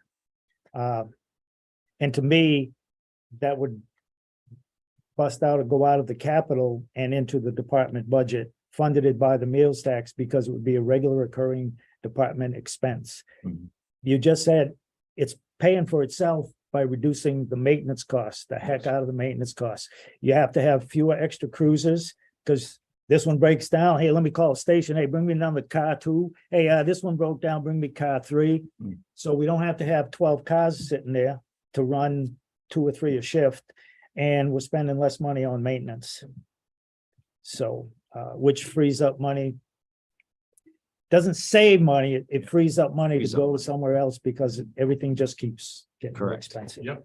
So if you're not spending it on maintenance, on cars, communication stuff, this, that, just, it's a no-brainer. And I commend you for going down that road and staying with it because it will pay off down the road. thank you, Jeff. Thank you, Mr. Chair. It's a workshop. We just ask the questions. Chief, I know in the past we've used some of the green community matching funds. Is that an option on the table? Looking at another vehicle now, would it meet the requirements? I believe the town would have to go to another level of the green communities. I'm not all too familiar with that. The one thing that I didn't totally understand about the green community money, and Adam explained it to me a little bit better. It was great that we got $5,000. But that's a one-time $5,000 payment we got from them. Right. In the agreement now going forward, it's not just the car we use that one $5,000 payment on to replace has to have better gas mileage. Every vehicle going forward is supposed to have better gas mileage than the vehicle it replaced, which is going to be difficult. I mean, I'll do the best I can, but that's gonna be difficult. But $5,000, I don't really know if that was really worth it. But I do believe if the town jumps to the next level of green communities, they can get 10,000, but I don't know how the green communities totally works.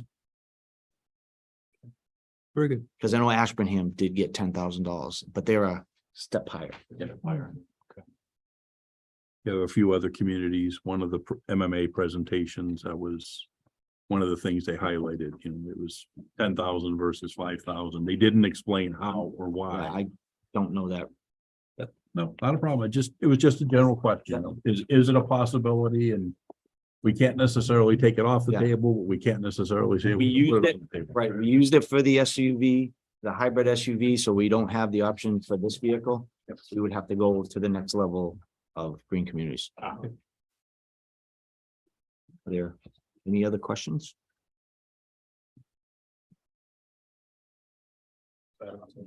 Well presented, Chief. Thank you. Thank you, Chief. You'll have enough corned beef? Yep. We're waiting. What, on beef during Lent? Yeah, there was this. Special dispensation yesterday for that. There was. You got- Bishop, when I see. Hey, grab yourself a donut on the way out. Right back at you. I love the big cat. I'll go there. Oh, so Mr. Chair, there was just a go back question on YouTube. Mr. May had a question, how much is Narragansett charged as a fee for the use of Gilman Waite? Since 16% is Phillipston's expense, is Templeton being reimbursed for usage? They're gone, so we can We will do the research research that. there. and we'll get back. Yep. Great question. Mr. Chair, Go ahead, sir. we have Rich Curtis. His budget's relatively small, so I believe he should be pretty quick. He's remote as well.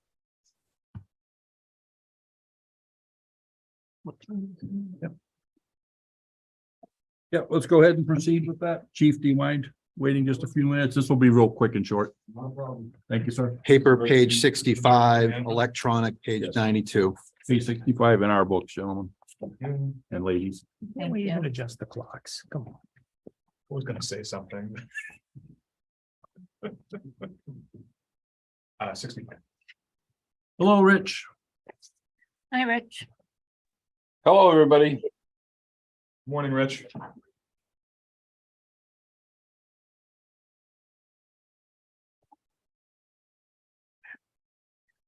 Rich, I think I've spoken with you more this week than I have in the last month. Yeah, that's probably true. And that's not necessarily a bad thing, sir. No, it's not. At least it worked out well. It did.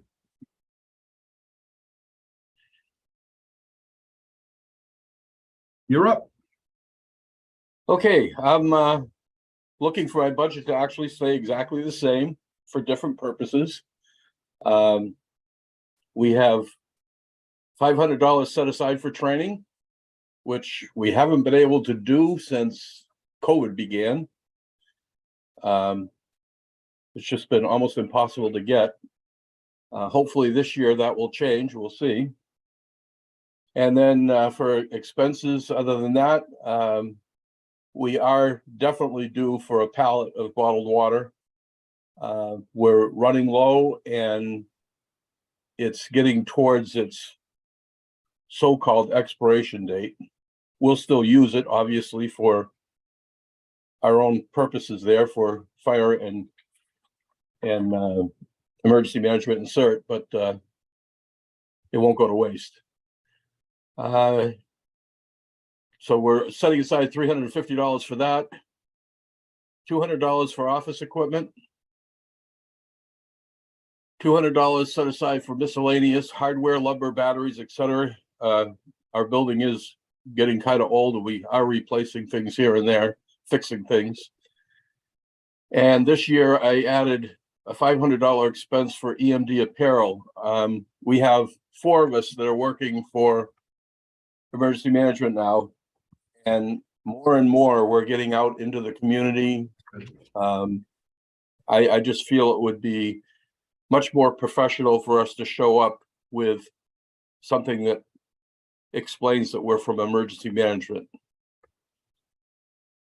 And that comes to $1,250, so the total budget is $1,750, which is exactly what it was last year.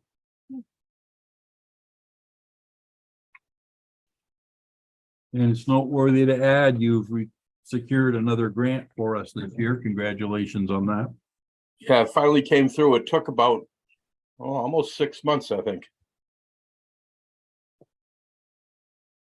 But again, it's those little quiet wins, everything happening in the background that definitely need to be highlighted and showcased.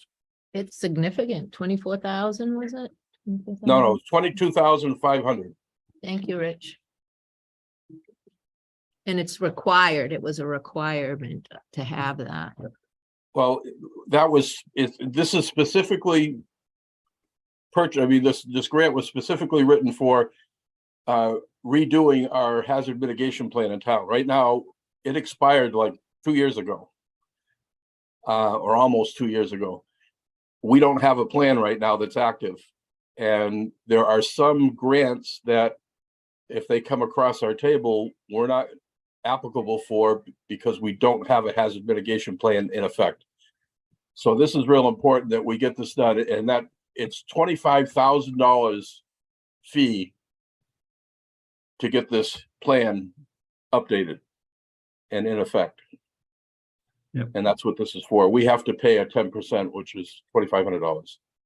It's a Thank you. sterling example, though, of having to spend a little money to be able to get out there and see what we can recoup. Yep.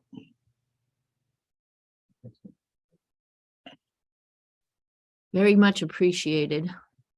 Yep, the quiet behind the scenes things, and we thank you, the entire team over at Emergency Management, as well as the CERT, for all that you do for the community.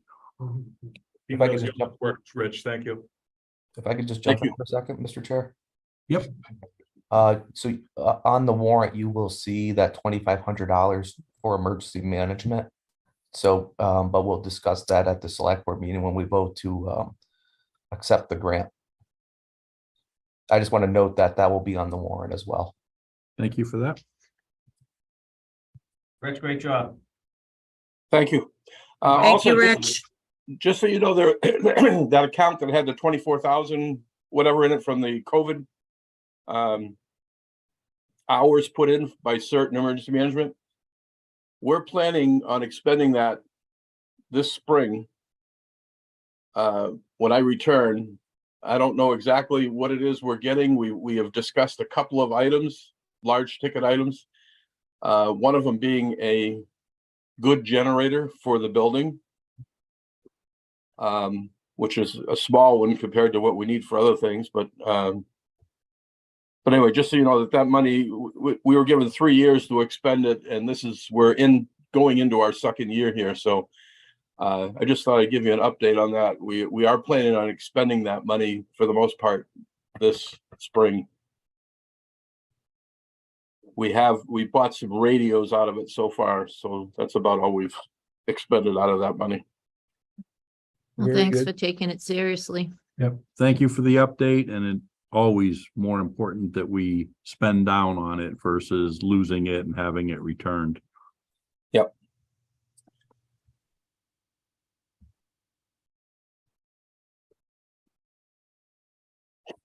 Well, very good, sir. All right, that's all I've got. I see no further questions from any of the folks assembled here, so I thank you very much. Okay, thank you. Have a good day. You You too. too. Thank you. Next victim.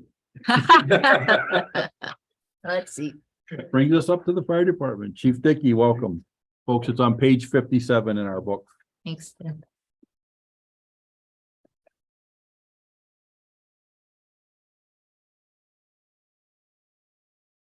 Morning, everybody. Morning. Morning. For the folks following at home on the e-copy, it's page 84.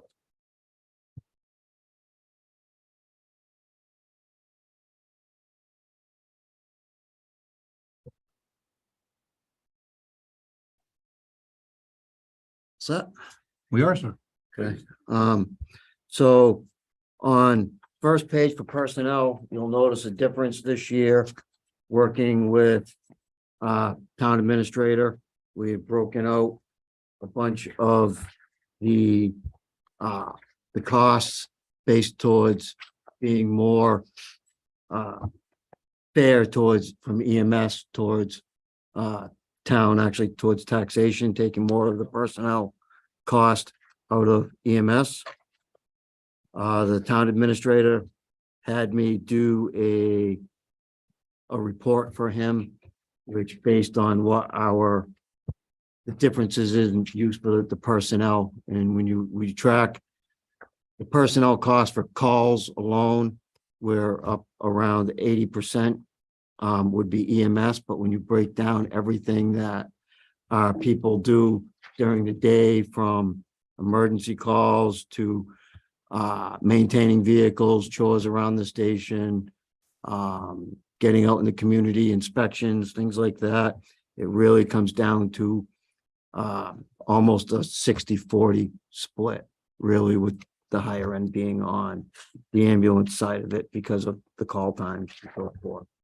So that's the biggest difference in the budget for this page here.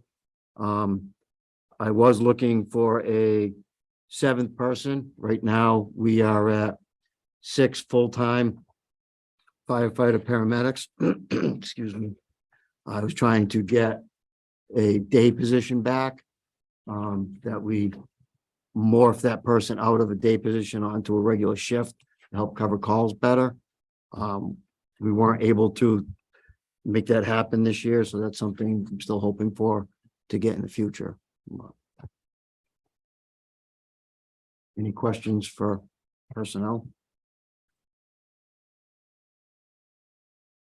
No.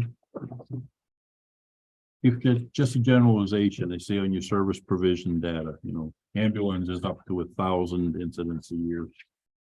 And then we add in the fire, the residential inspections, you're 1736 plus or minus, but I believe is as short as 8 years ago, it was 1,000 runs for the year total. So we're seeing a definite annual stair step and increase in the demand and the calls for service. So in 2017, we were right about high 900s to 1,000 total calls, both ambulance and fire, a year.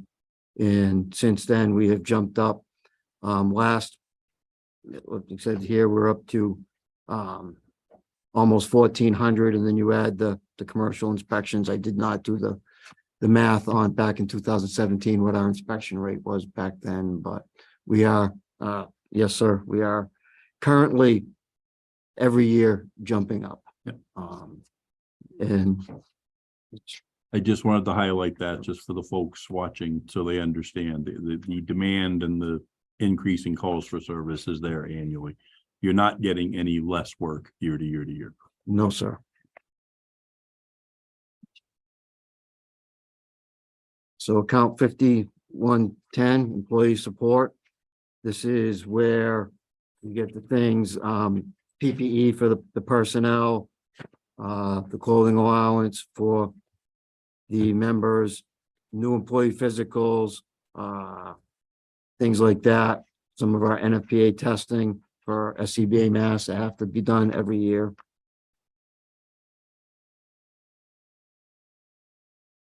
Mr. Chair, I have one question on this, or the bunker coat and pants is listed as a 10-year life and a cost of $30,000.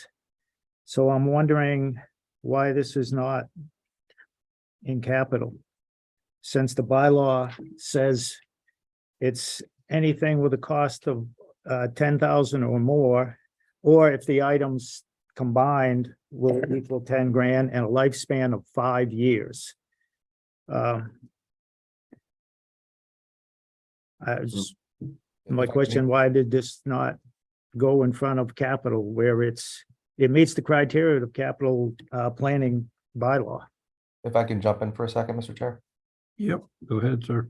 Mr. Bennett, because that's falls under the maintenance side with the fire department. So when I became chief, I worked with Mr. Terenzini on that. I'm not 100% sure. I don't remember back my first year of doing it. I believe I might have had that on capital and he had me move it over because we budget for 10 sets and we were working towards getting everybody per NFPA. We're supposed to have 2 sets of gear for every firefighter. And we are very close to having that at this point. So that's not necessarily a $30,000 expenditure.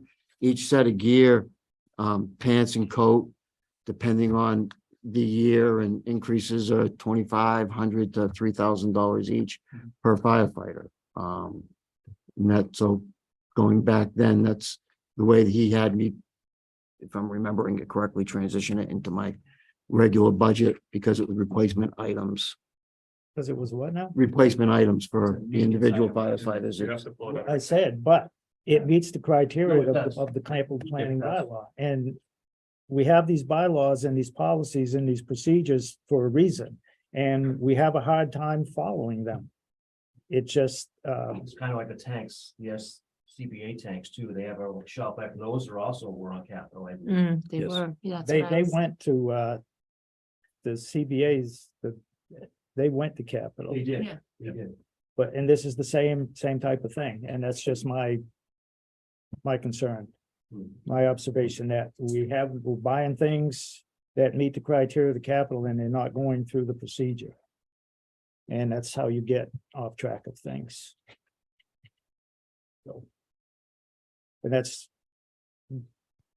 really not 100% on the chief, because the administration, I would think, would be enforcing, knowing our bylaws and enforcing them, or making sure they're followed.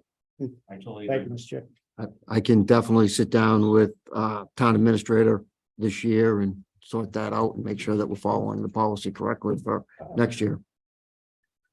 And I've put a note on there. Do we have any that's outside of the 10-year life expectancy or? Very few at this point in time. Some of these here are for new firefighters. Mhm. Unfortunately, with this turnout gear, it's all sized per the firefighter. So if one person leaves and the next person coming in isn't fitted to size for that. Yep. But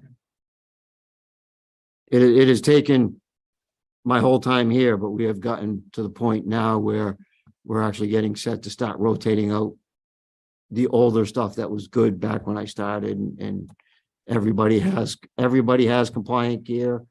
90% of the department or more has 2 sets of compliant gear at this point in time. So And that would be, if I may, Mr. Chair, to follow up real quick.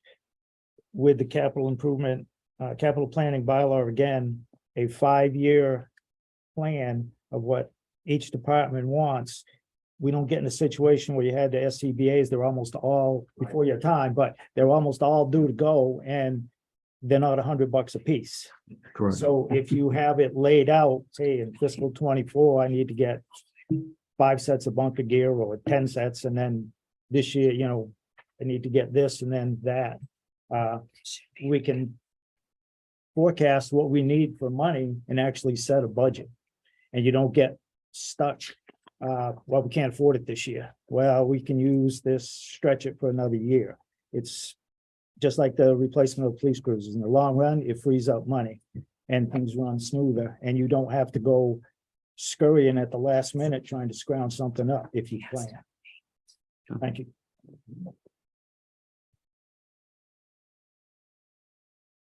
Any other questions for employee support?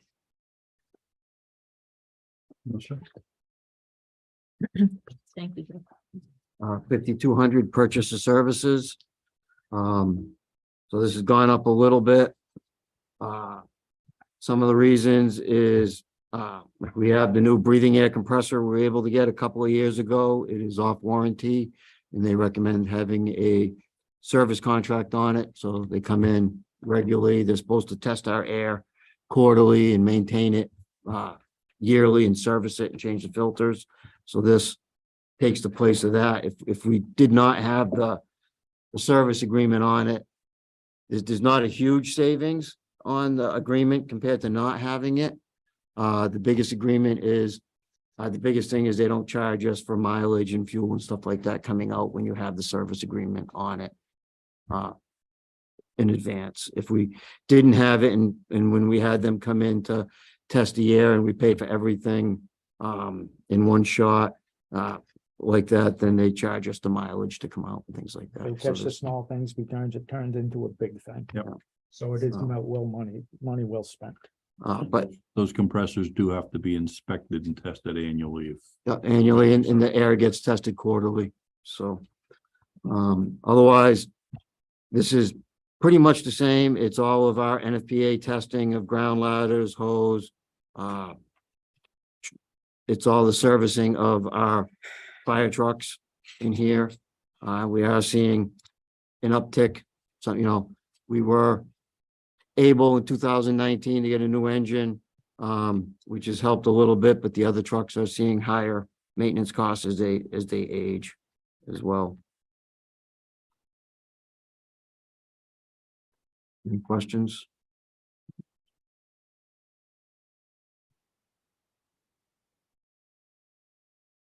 Okay, 5,400 supplies.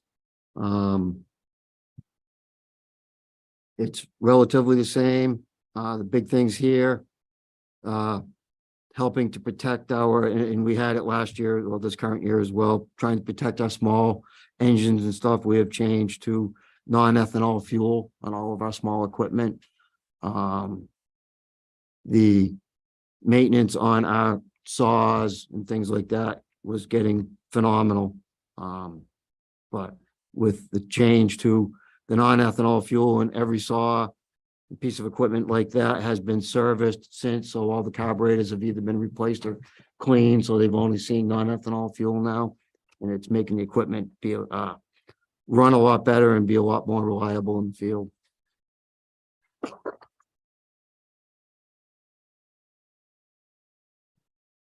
Any questions on supplies?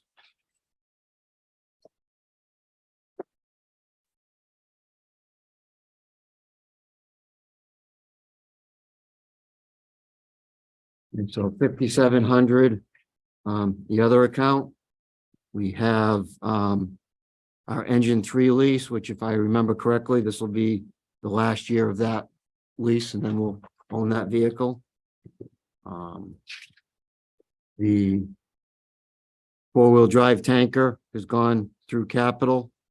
And hopefully at town meeting, we'll move forward. Forestry 2, that continues to age. Hopefully working with Light Department, where they helped us in past years of getting our SCBA's taken care of every year, and then after the bottles, the packs and everything, we're hoping to work with them on something with that. Forestry 3, which was our off-road tanker, has been permanently put out of service. So that is definitely a need as well. I am trying to use the tanker, the 4-wheel drive tanker that we're attempting to get at town meeting. One of the reasons we went with 4-wheel drive is it would not be as good as the military truck going off-road, but with the 4-wheel drive capability, it would give us limited limited use as a, not only just as a tanker on the streets, but as a off-road tanker for forest fires and such. You know, we'd be able to take it on established roads in the woods and things like that. New fire station study. Every year in capital, I've asked for about 30,000 to upgrade security, new cameras, new door locks and everything, and it's never made it very far. I asked for the study instead of things for the station this year so that an independent company that does that could come and see what our needs are and what the town's needs are for the department. If we can change from the 2-station model we have now to possibly dropping down to 1 station. I do understand times are tough and probably not the money in town to build a new fire station, but this was a starting point, someplace to get us going to see. Back a few years ago, there had been a study done to see how Templeton and Phillipson could use services together and combine and stuff. And during that study, the station was one of the things that was outlined as a need in the community. And then the off-road vehicle I asked for, an Argo, that's a better version of something like a John Deere side-by-side unit. The Argo is actually more for not being on the trail. It has the ability of, it's 6 or 8 wheels, and as long as one wheel is touching, you can get over just about anything you need to get over, rock walls, anything in the woods. It is amphibious, so it can go in the water.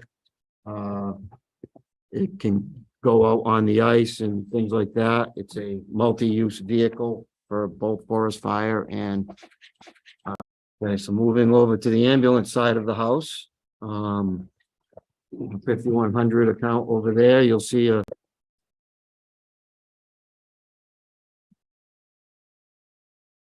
any questions on this account? Yeah. No, he is not a full-time person. Those Oh, are okay. office hours for what he does. What I budget for him to do. So he is working with the companies that we're hiring to bring in the training, to make sure the training is tailored for our need and not just a box training that works for. Following along, the state has a very intense mandate for vendor provided training. Position is actually, there's probably no one better, in my opinion, in this area. He is in charge of and developed and runs the paramedic program, state committees, helping to bring EMS to the next level, into the next generation. So He does the big things and the little things. He even does the stop the bleed. speed.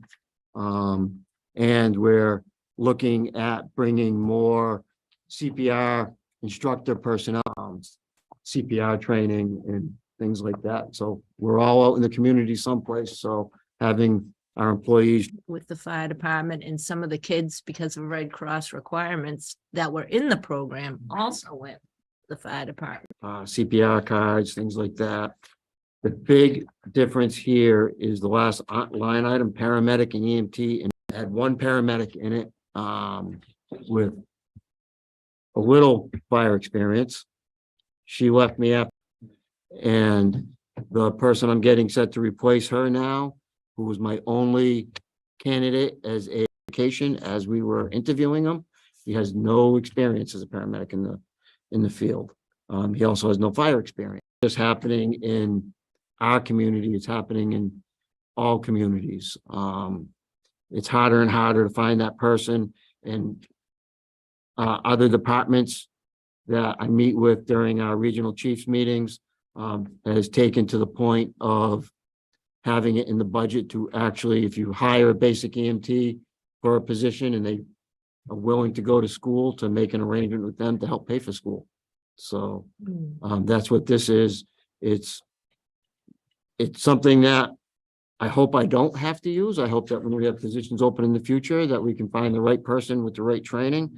But if it's not there, we have the ability to send somebody to paramedic school, the right person. And also I have firefighter first responders that have been looking for EMT classes for years, and they're not finding something that is suited to their regular work schedule, so Peter and two others in my department are certified instructors. We could actually hold an EMT program at the fire department on our own. We're trying to work on a way to do that the best way without affecting our operating budget to pay instructors and so forth. So we are looking at different models to possibly do that in the future where we can train our people internally as well. So I have two questions. Yep. First one is the green paramedics that are on the street right now. I'm assuming they're paired up with a strong individual, so litigates any type of liability. So right now, the new person that's coming in that has not worked as a paramedic yet has not started, just started. I'm working with Holly to get the Corey check and pre-employment physical done. As soon as that happens, that person actually will go on day shift for a while. So he gets introduced to everything that we do and gets to work with all of our departments. And then when he gets probably about a minimum of 10 EMS calls at that point in time, and we can see where he's sitting at training wise, we can then, I have him scheduled to go with one of my, not that all my paramedics are fantastic providers, but some are stronger than others. And I have him going on with somebody that is a very good paramedic. He's also one of the people I was talking about that is a trainer. So he would be partnered up with him to get him set and comfortable. My second question is the paramedic training. I think that's an awesome incentive. But my next question, if we are paying for somebody to go to school, are you contracting them for like a 2, 3, 5 year Good working question. relationship with the town for paying for? So right now, every new employee coming in that I have to send to, I have to buy gear for, so the $3,000 worth of gear there, they get, the new people get clothing allowances, things like that. I do have them sign a 2-year contract that they would have to reimburse the town for X amount of dollars based on what we have to put into them. I've been averaging about $4,000 lately. Now within And that, then, and then if we have to get, I'm working on a contract that I would take through town administrator to make sure it works, but I'm modeling it after actually Lunenburg Fire is doing it because they're just starting their paramedic licensing ambulance service. And they're actually hiring people that they're sending through. And there is a contract, they have them, and I'm reworking that to work for Templeton so that they would be responsible if they leave to pay back what we put the money into them. Thank you, Chief. So.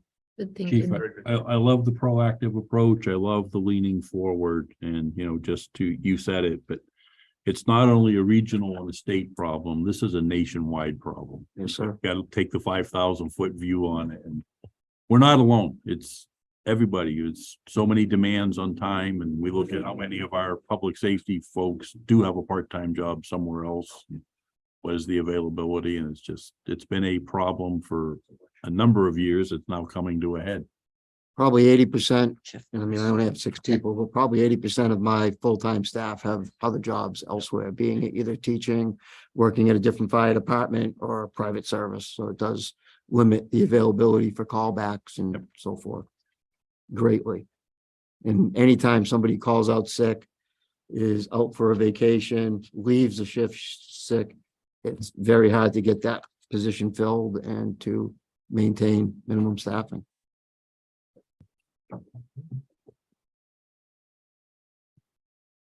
$5,200 purchase of service for the ambulances. This is where all my agreements are. So everything, almost every piece of equipment in an ambulance has, by OEMS rules, has to have some sort of service agreement on it. So they're looked at, they're serviced every year. The Stryker physio agreement at $15,000 a year is probably the biggest one. That rep just came in last week, spent 3 hours at least in our department looking at our monitors. He looked at all of our AEDs, not just the ones we use in the fire station, but the ones in the police cruisers. I keep under agreement. The one here at Town Hall, the one at Senior Center are all under agreement, so they're all taken care of annually. And just in one repair last year, if we weren't under agreement, one of our monitors had over a $12,000 repair that was needed for it, so. That one repair almost paid for a year of the service agreement that it covers everything. And it's not just the physio stuff, our striker stuff, which is our stretchers, the automatic load mounts in it, Lucas machines, which do the manual CPR compressions for us. All of this equipment is covered underneath there. So. Chief, correct me if I'm wrong, the physio agreement, if we had to replace one of your monitors, we'd be looking at a probably conservative estimate, 3 to 3.5 times that dollar amount. So right now we wouldn't actually, because the Life Pack 15 we use, which is the newest model, they're about 2 years from its replacement. So a refurbished unit would be okay, but 2 or 3 years ago, yes, we would have been looking at 25 grand for a new monitor. In 2 to 3 years, when the new monitors come out and they start making parts scarce for the ones we have now, like, all the manufacturers are love to do to you.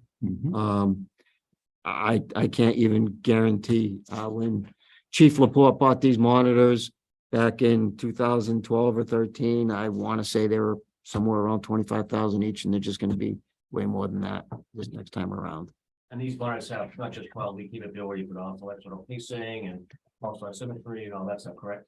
They do, yes. So that's what, so all the more bells and whistles you have, the higher the cost. Yes. Okay.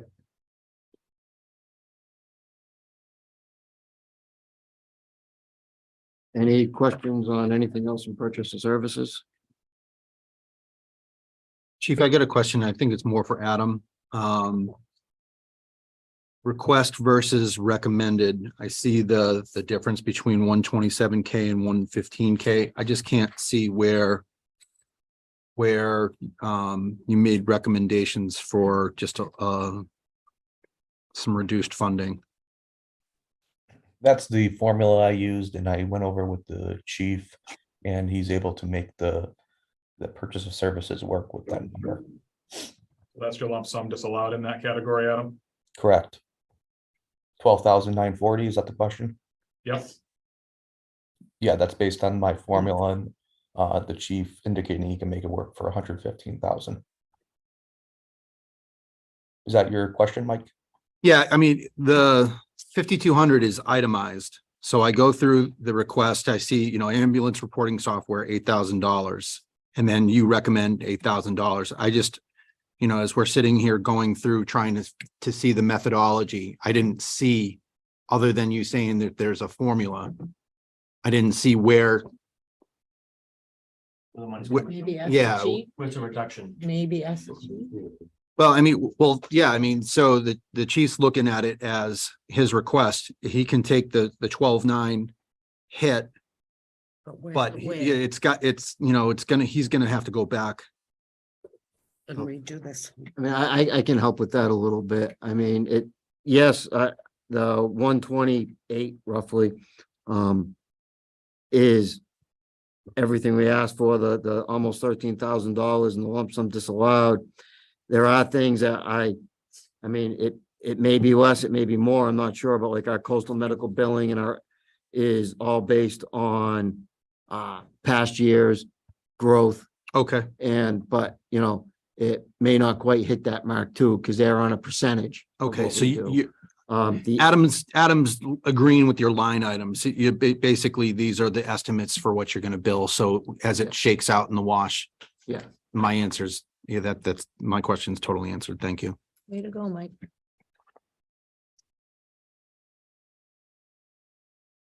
Okay, 5,400 supplies.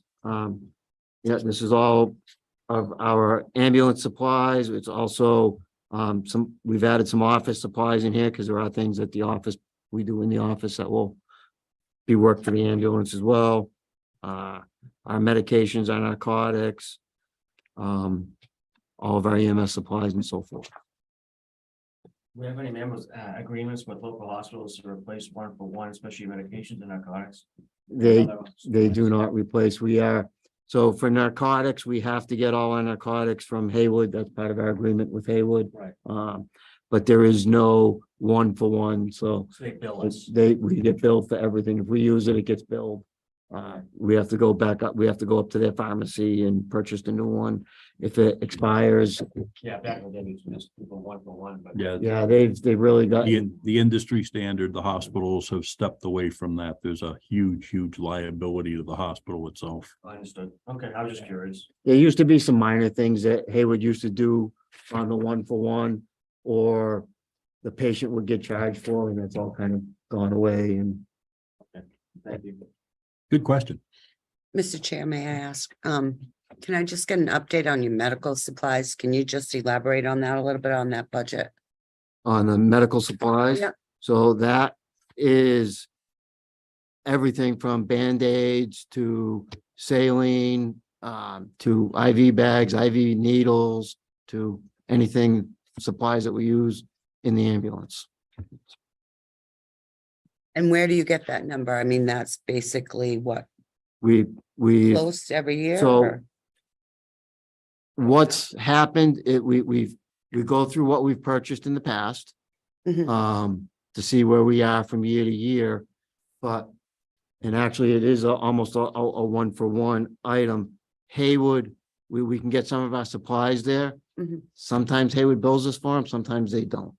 Okay, So we always have to budget, like anything we get from anywhere that we have to pay for that okay. back. Thank And the you. hopes is that we don't get billed for it and it sits there. Do you maintain a stock shelf as well, chief? Excuse me? A stock shelf? Right. Yes. So you have like a room that's secure that has like, Yes, we have a 8x10 closet with a fingerprint lock on it. That automatically, when somebody goes in it goes to an app that I can see who is in and out of the room. really? It has all of our EMS supplies in it. Any medications are then actually have another lock on it in a toolbox that's locked up that only the paramedics and myself have access to.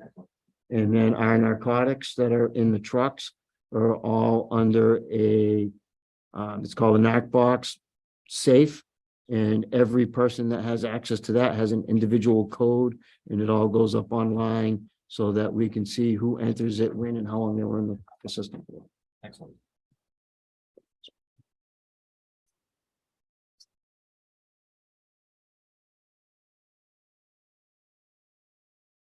And then 5,700, the ambulance lease, this should be the last year.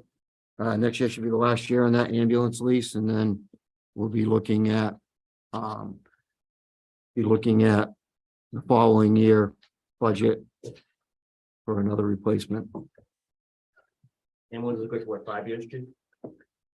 There is no actual time frame. The old inspector in our ambulances would get up to about 10 or 11 years old, would ask when we're replacing it and everything, but as long as the ambulance is maintained well, serviced well, there's really no problem with it, but it's the years and idle time on them. So, yeah, they can't mandate it. Good utilization. Good.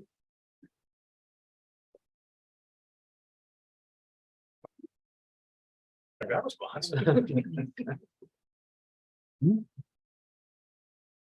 Mike, was there any more questions on the? Ah, he went there. I'm glad you said that out loud. That's nice. Welcome, Lori. Segue. Next. What's your? Do I feel like a victim? That's what I said to Oh. Chief for next victim. 70. So let's see, 70. any Oakley 70. Dakota ring. 97 for the electronic. So the offset is 27. Take whatever you have on paper and add 27. It seems like a lot of work. On a Saturday. Yes. Good morning, everybody. Morning. Welcome. I'm good. How are you? Excellent. Yes, PG. You gotta do it.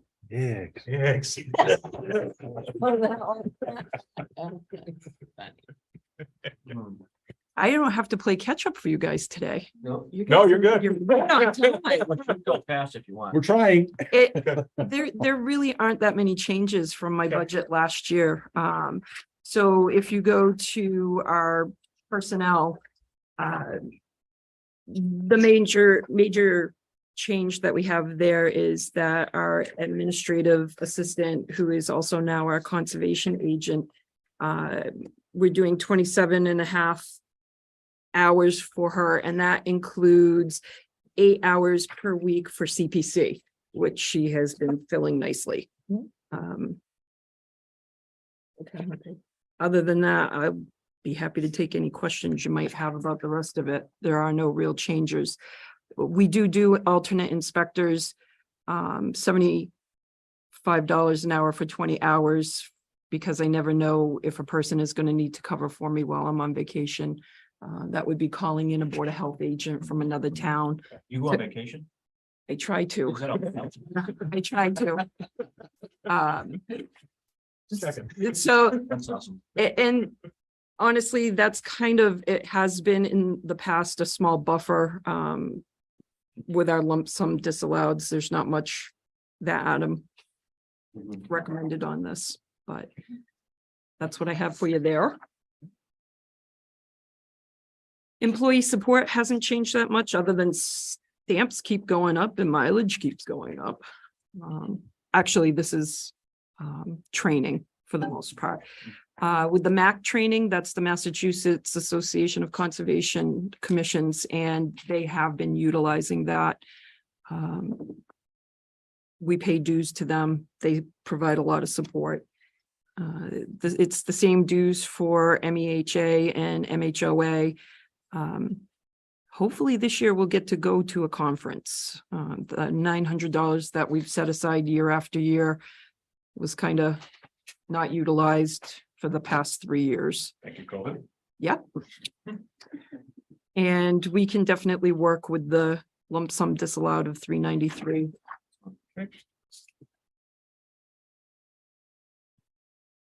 Purchase of services is virtually the same. What you see for Mark Popham, he is our engineer that does a report. It's the landfill well monitoring.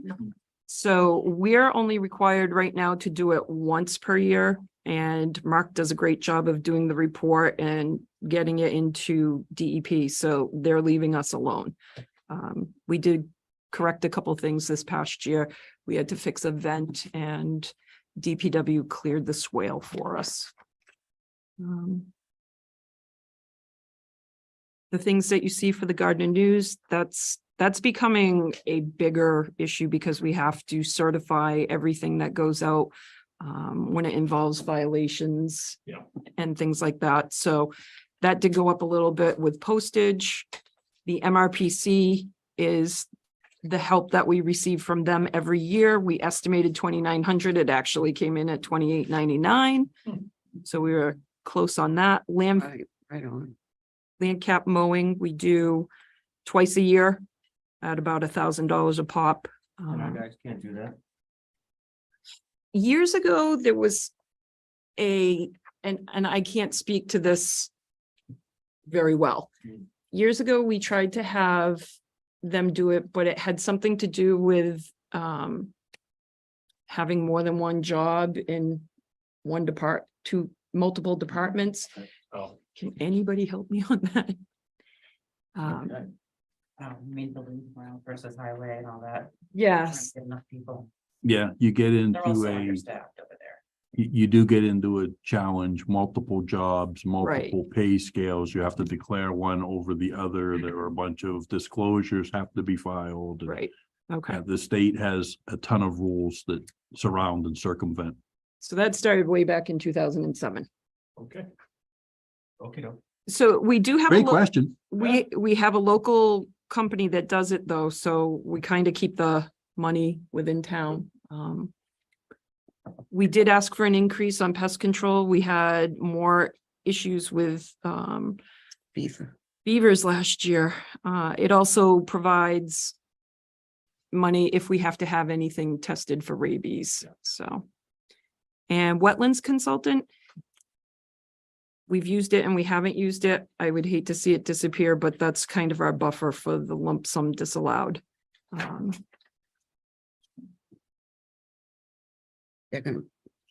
That's gonna be your buffer. Well, it's been a buffer in the past. What would you use it for, Lori?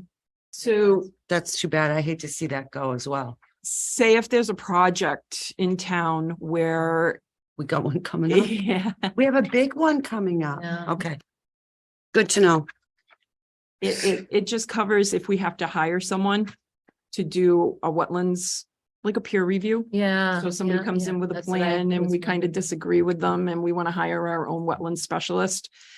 We do have somebody that we utilize that he's really great and he's worked with Jess as conservation agent for free. So he's been I think he would continue to guide us that way. Have we ever done peer reviews in the past? I was just, Not for wetlands. mhm. Everything's changing, even the building codes Everything's changing. because of climate change and insurance purposes, you have to have specific lumber for wetlands and if it's in a fire zone or what have you. Yeah. All across the country. Lots of changes coming. Postage and supplies is pretty much the same.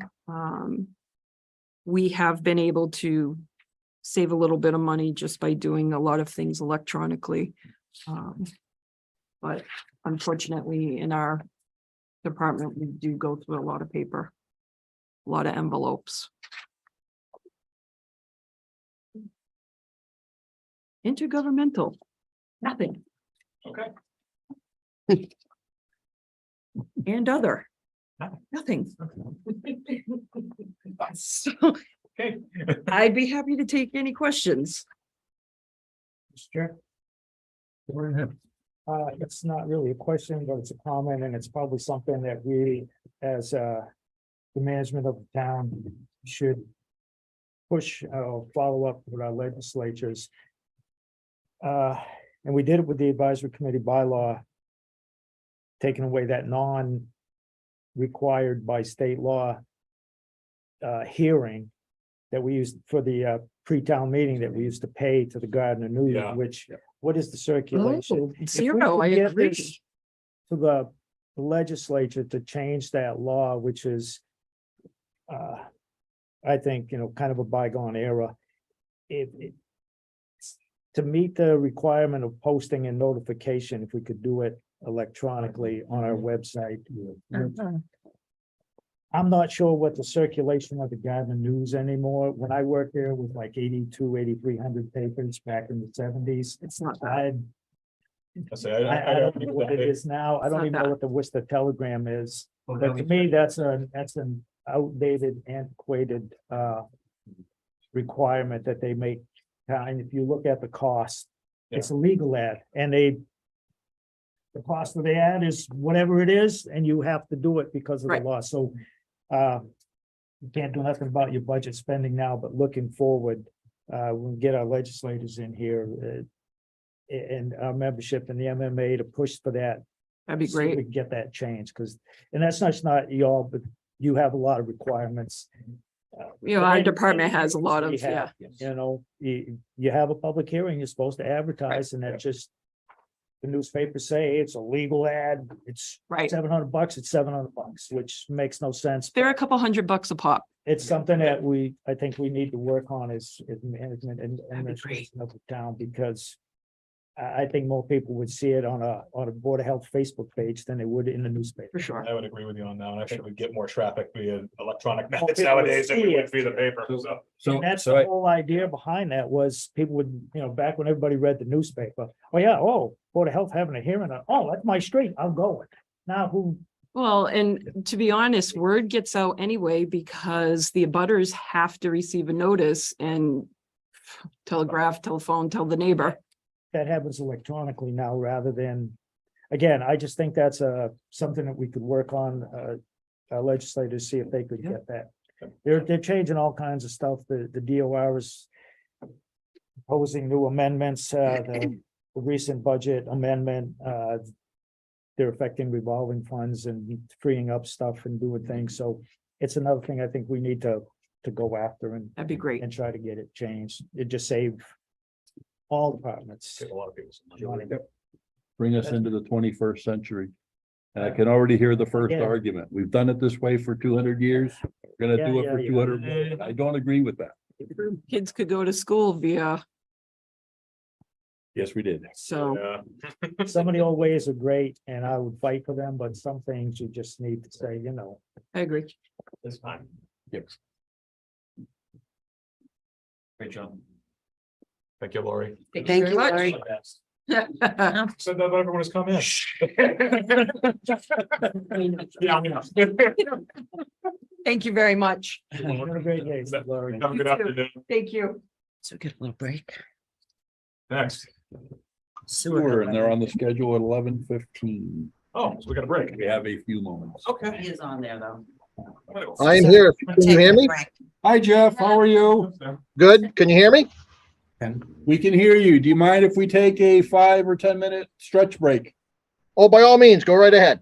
Thank you. Taking me off. It's been taking me off since Wednesday. Why was it wrong? Well, they were saying they wouldn't have to do it next fall. So Pretty funny. if my Mark it different right stuff 6 didn't months do it out of the year. automatically, I'd be on all the time too. I know. So you look at this more than you look at anything else. I do have one clock that it stays. My, the only thing that I changed in my house is what, the oven, the stove, Thank and. you, Steve. Whatever changes automatically. Yeah, well, actually, no, that's true. The oven that we just bought, that does change automatically now. So it's the microwave and my grandfather clock. Microwave, it just stays what it's at, because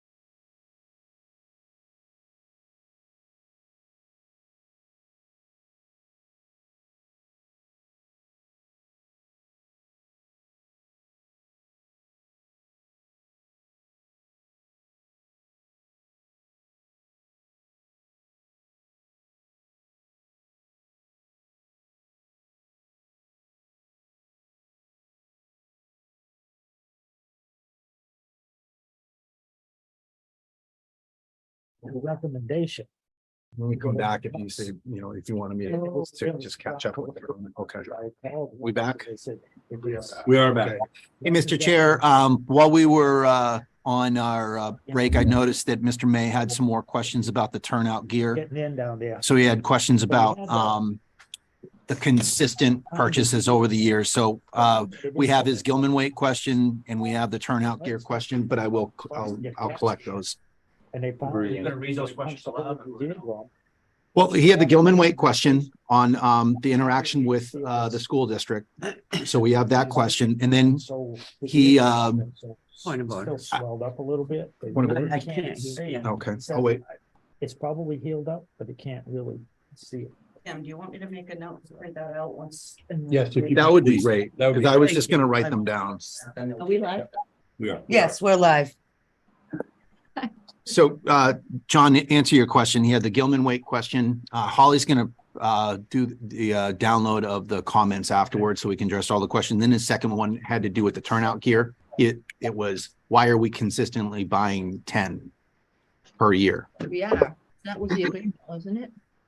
Yeah, but he was asking why. So I don't, The Carter. can you tell me why we need 10 coats this year and 10 coats last year? And then he went into 21, 22. He said we bought every year, we're buying 10 coats. Right, Or that's the budget request. Right. Whether they actually Right. purchase them, I don't.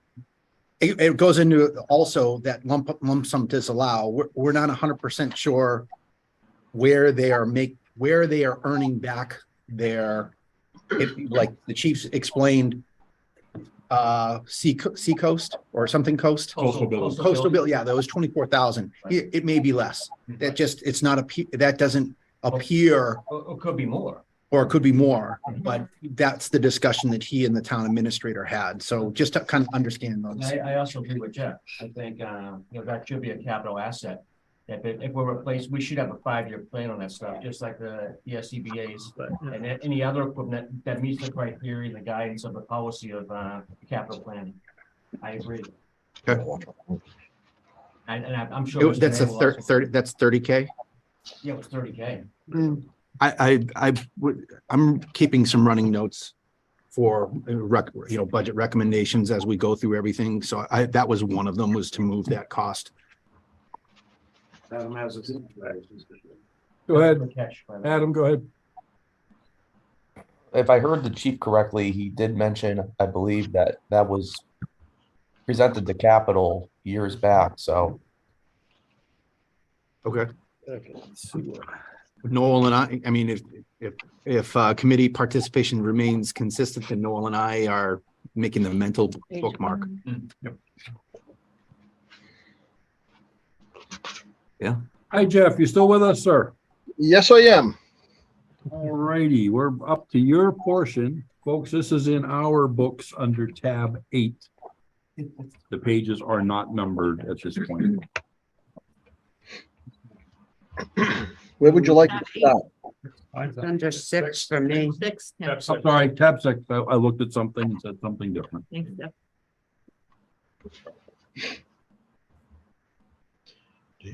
Jeff, why don't you start with your revenues and then kind of go into your Okay. budget? Mr. Chair, if you don't Okay. mind. So I took our actual revenues from FY22 and I figured what I needed for an increase for 24, and it came up to be about 12% increase. So I took the increase from 23, subtracted it from that 12%, and that's the amount I went up for 24. So that's how I come up with that.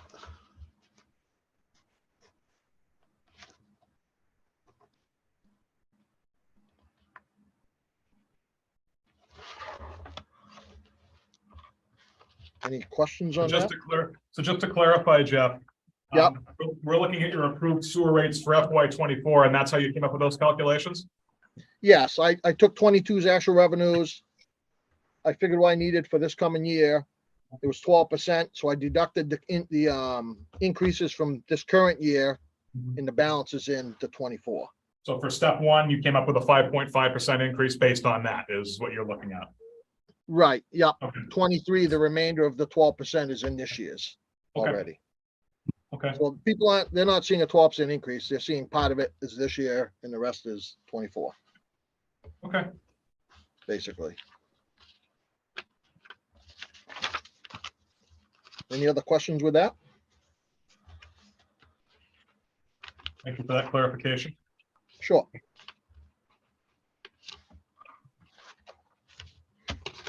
So you want to go on to account 5100?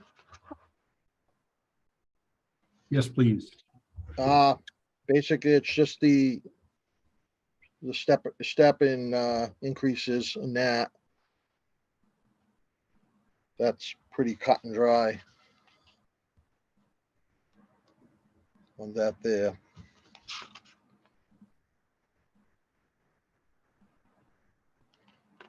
If there's no questions, we'll go on to 5110.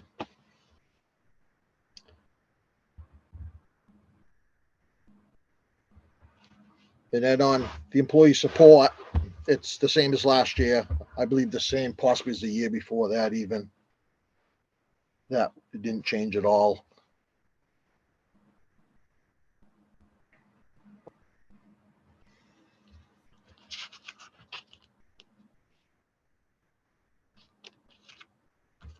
All set with that one?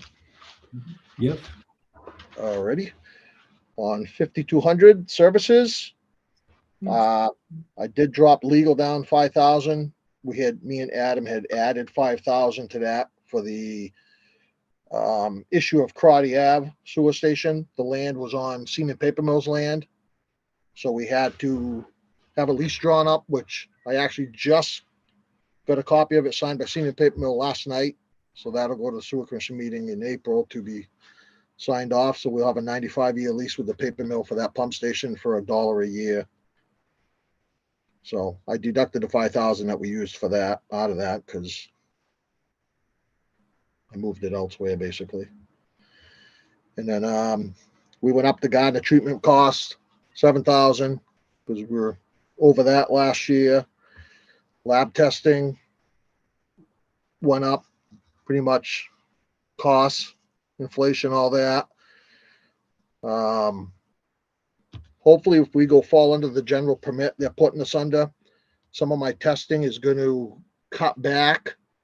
So I actually may have a little excess in that now. I'm not sure because the PFAS testing starts up actually in April, but a lot of my daily testing or weekly testing gets cut. So the general permit's actually beneficial to us as soon as they decide to implement it to us. Station alarms and telephones, I dropped that down because we have been switching over to a cellular alarm.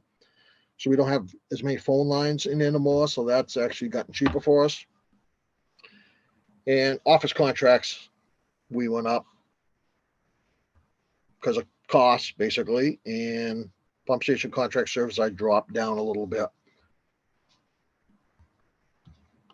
Any questions on that one? Our contract with Gardner. Yeah. Their upgrade, are we still paying that? Yes, we do 50,000 a year. I believe we have 4 more years left. I believe it was 300,000 if I remember right, the total. I think last year was the second payment. Bob That was McDonald our said it. responsibility piece? That was our piece, correct? Yeah, the percentage of the plant we pay is the percentage of the plant we use for flow. We pay all costs Okay, involved with that treatment plant. thank you. It's 5,200. That's 13% less than last year.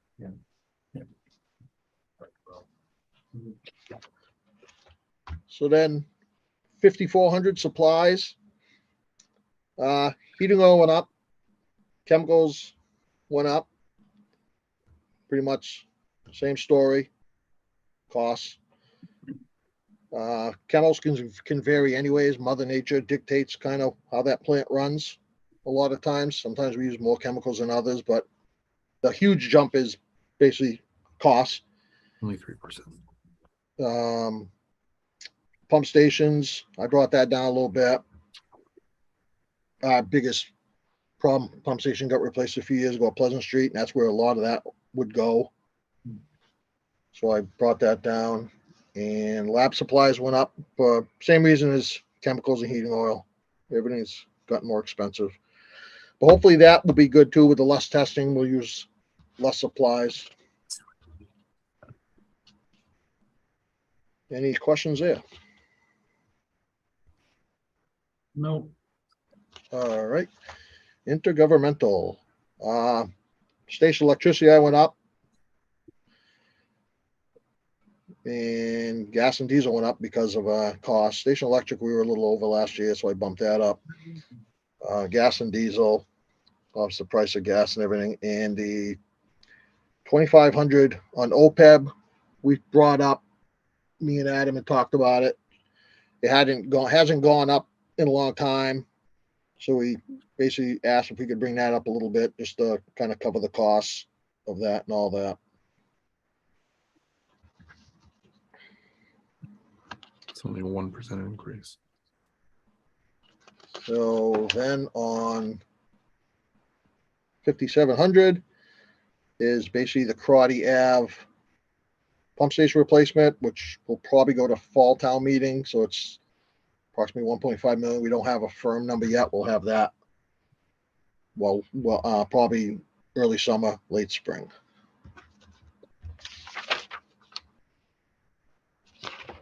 And that's all we have.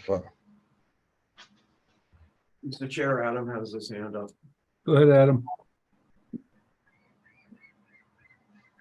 As Jeff mentioned, so we can expect probably for the fall town meeting, once we get a number, a final number, if you will, for a debt authorization for the Crotty Avenue. So we should be on our radar, having that in the back of our head for the warrant in the fall. And then also, Jeff, if you just want to touch upon the sewer commissioners, they also voted $40,000 for a supplemental appropriation for the warrant as well. Oh, yep. If you could just cover that, just because the board will have to vote for the warrant, vote on the warrant. Okay. Yeah, they voted to supplement this year's budget. 40,000. We've had quite a few breakdowns this year. The plant now is approaching 20 years old, about 16, 17 years old since the upgrade, and some things are just, they're wearing out. Plant's not new anymore, so we've lost a few things. We lost a blower. When that went, it took the breaker, almost took the breaker right off the wall. We've had a mixer go. I've had more things break this year than probably since the upgrade, basically. And yeah, it's just unexpected repairs and things. Basically, we actually had a water break in our lower parking lot.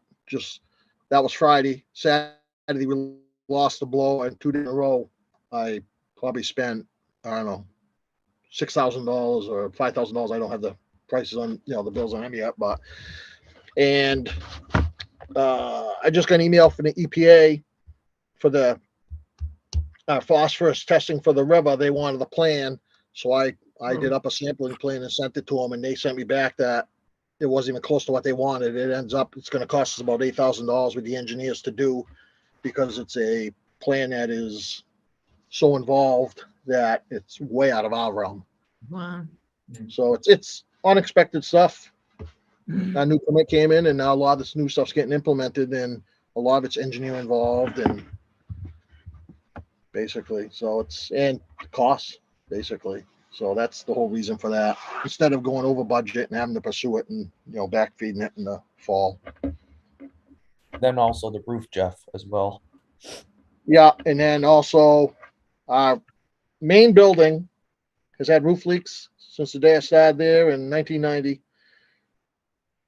So the commissioners want to, instead of keep trying to fix it, they want to have an architect come in and actually look at it and come up with a permanent solution and have a set of plans. So when it does, whoever fixes it doesn't come in and do what they think is right. They're going to do exactly what the plans say to do, basically, because it's not like the roof's going to fall in, but every rainstorm we get drips here and there and all over the place.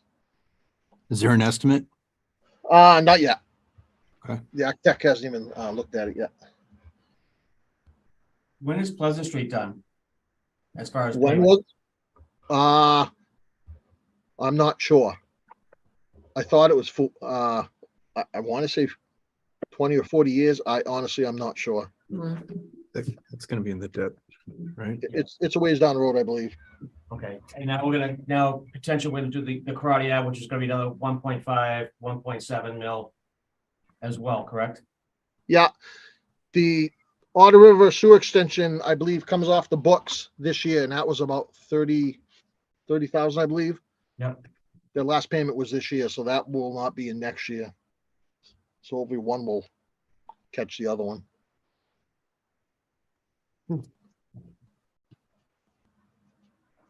Karate Ave is our worst station now. It was put online in 78. And after that, we have one more station, Plant Road, that pumps the guy. That's from 76, but it's in better shape than Karate. And then Maple Street is just an injector station, which is 76. It's basically just injects with air compressors under the river. That one's not as crucial. None of them are in the shape that Pleasant Street was in. Pleasant Street was bad. But their age of life expectancy is. And the use of Victoria Lane's pump station, how's that been working out? Those are working good. That's what we're planning on doing at Karate Ave, the same idea, Gorham up. That way we'll have a lot of interchangeable parts per pump station. You know, we won't have Gorham up here or Smith and Lovelace over there where you gotta have, the idea is to kind of standardize them for the most part. So we don't have to have, you know, Gorham up is self-priming. Smith and Lovelace, I believe, primes with an air compressor type system, I believe. Right. So you have the, you know, just standardization, easy to work on, easy to learn, and spare part inventory and all that. Great. Yeah, the reason why I asked those questions, because obviously this will all affect our bond rating eventually too, because more money we have thrown out, even though it's Yeah. coming out from using fees. Right. Correct. Yeah. But yeah, there is. There is. That's about all I got. You're aware of that.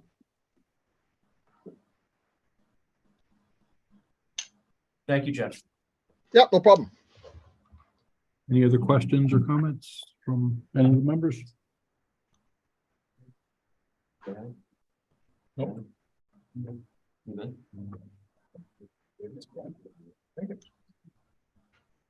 Thank you very much, Jeff. Any Not a comments? problem. Apologize, I couldn't be there, but I'm up in Maine looking at the ocean. It's a, I don't want to hear excuses like that. Okay, rub it in, rub Not it. bad of you. I'm not swimming. It's not that warm. Doesn't matter. All right, have a good rest of the weekend. Thanks, Jeff. Have a good time. Thank you. Thank you. Please ask about Pleasant Street. FY58. 40 years. Yeah. 40 years. Well, Okay. yeah, That's why I was- 35, yeah, All right, 48, is this? 58, 58. 35 more years. I'm just thinking I'll be like 90 something. Mr. Chair, Go ahead. would you just want me to go over the select board's budget? And since we have some extra time, that way we get a little bit of a jump start for the afternoon. That is an excellent idea. I'm so glad you thought of that. Nice job. Good job, Tim. Adam. Oh, it's an excellent idea that you presented. Yes, we've accelerated very nicely.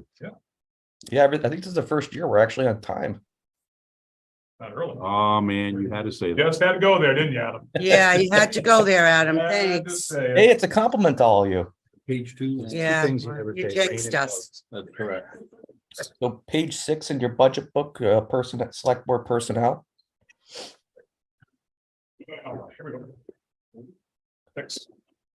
Tab 3, page 6. I get a quick question on the organizational diagram. Okay. Adam, Glenn Eaton, when we met, the edict met a couple weeks ago. I see it's way over underneath the select board, but it's its own corporation. Do you think it's Yeah, I know it's kind of grouped into all of the other ones. Do you think it's appropriate right there? Or, maybe we take that offline and see where the edict. Well, I think that the intent of this was done, I think, when John Caplis was chair. We just amended it, obviously, with the Parks and Rec legislation. I Yeah. think it's appropriate having it there because it does, Lori supports the EDIC. So it just more of an informational chart. That way folks know what departments. I get what you're saying. Okay. But we had to amend it with the Parks and Rec, and then we, hopefully we could dissolve that, or the school committee dissolves that RAAC at some point. Yeah, so Copy. I can do Okay, the personnel, you have town administrator, assistant town administrator, and the administrative assistant salaries. The grant writer in there, we should be holding interviews. I think I mentioned this at our last meeting, so I'm optimistic that we'll be filling that. And then we have the select board stipends there as well. Any questions on this page? I have a question about the grant writing position. Okay. I get the feeling, and correct me if I'm wrong, is that, was that position funded enough? No, I'm gonna be quite honest. It's very, very difficult to fill any of these positions, especially finance or grant, any type of specialty position is extremely difficult. I think the pay's more on the low side, but I think it's still a fair salary. Because remember, it's a fully benefited position as well. So they'll be eligible for all the benefits. But the good thing is we received some applications. I think this is going to be a position where once we fill it and we have this person working solely on grants, that we could certainly bring in a lot of those to the town.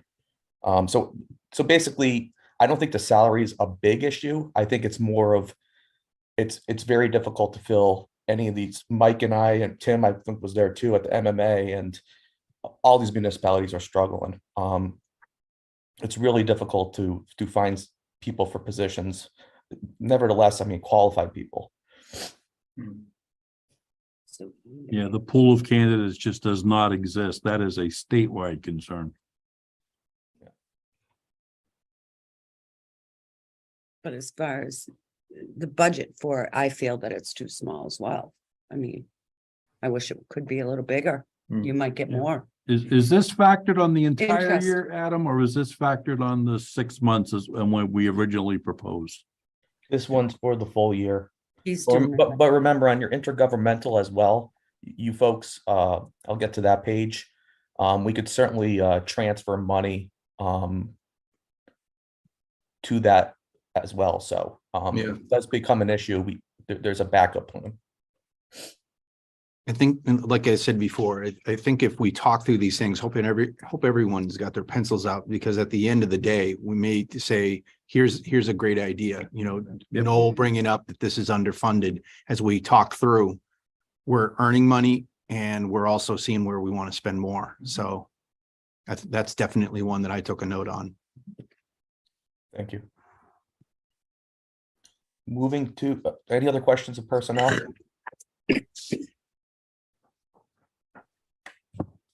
Moving to employee support. It's pretty much almost identical to last year. The only thing we added was an employee appreciation party. I think this is will be helpful. Employees like to know that they're, around, the holidays, we have some type of little event just to show our appreciation to them. For the most part, the MC PPO training, I already have my designation, which goes through November 25th, 2025. I would like to see Holly get hers as well as the grant writer, so we can really catch up on a lot of these projects.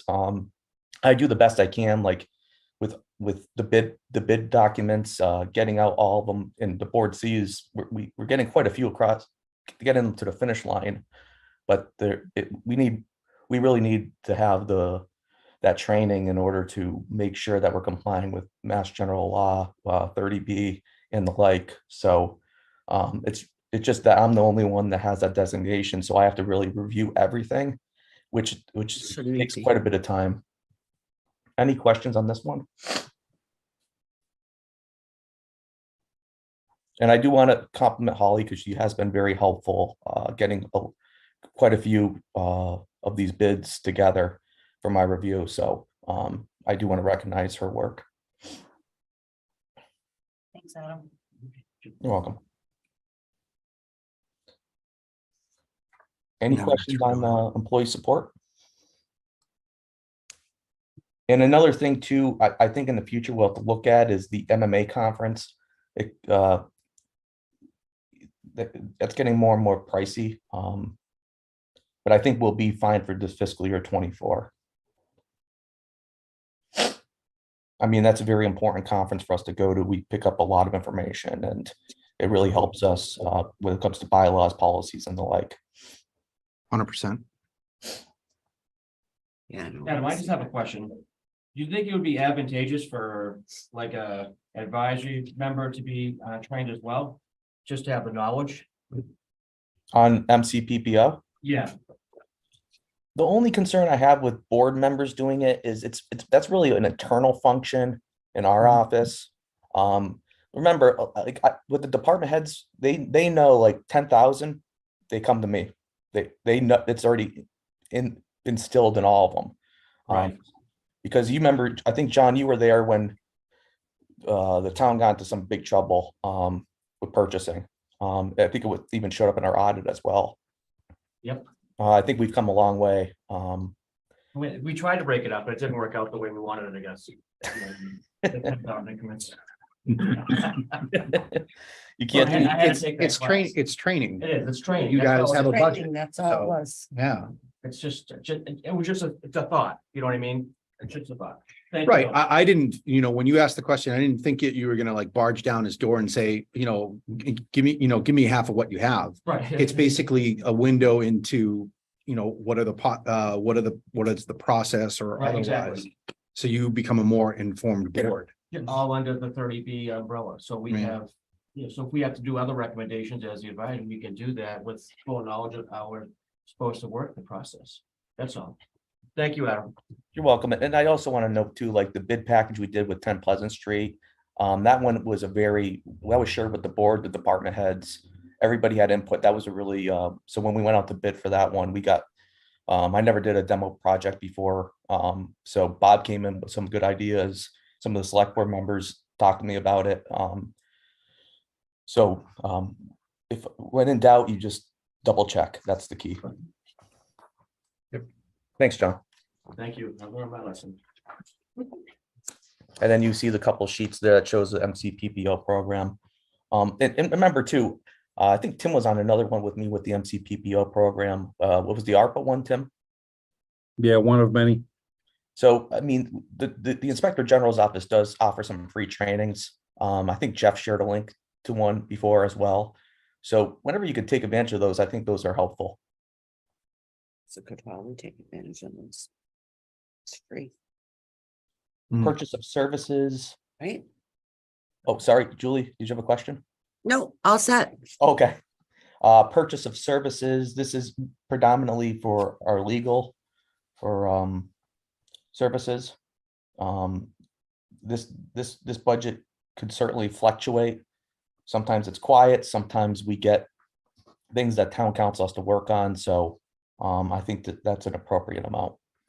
Which is a drop from last year. But like he says, it can fluctuate. Yep. Any questions on purchase of services?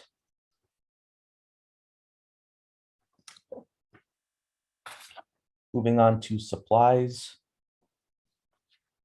Holly always gets mad at me because I do a pretty big lump sum disallowed on this one. She's always like, why do you always do that? And I'm like, look it, we can make that number work, 1250, okay? I told the select board should be, no, should not have to do that. No lump sum disallowed for the whole select board account. Right, Adam?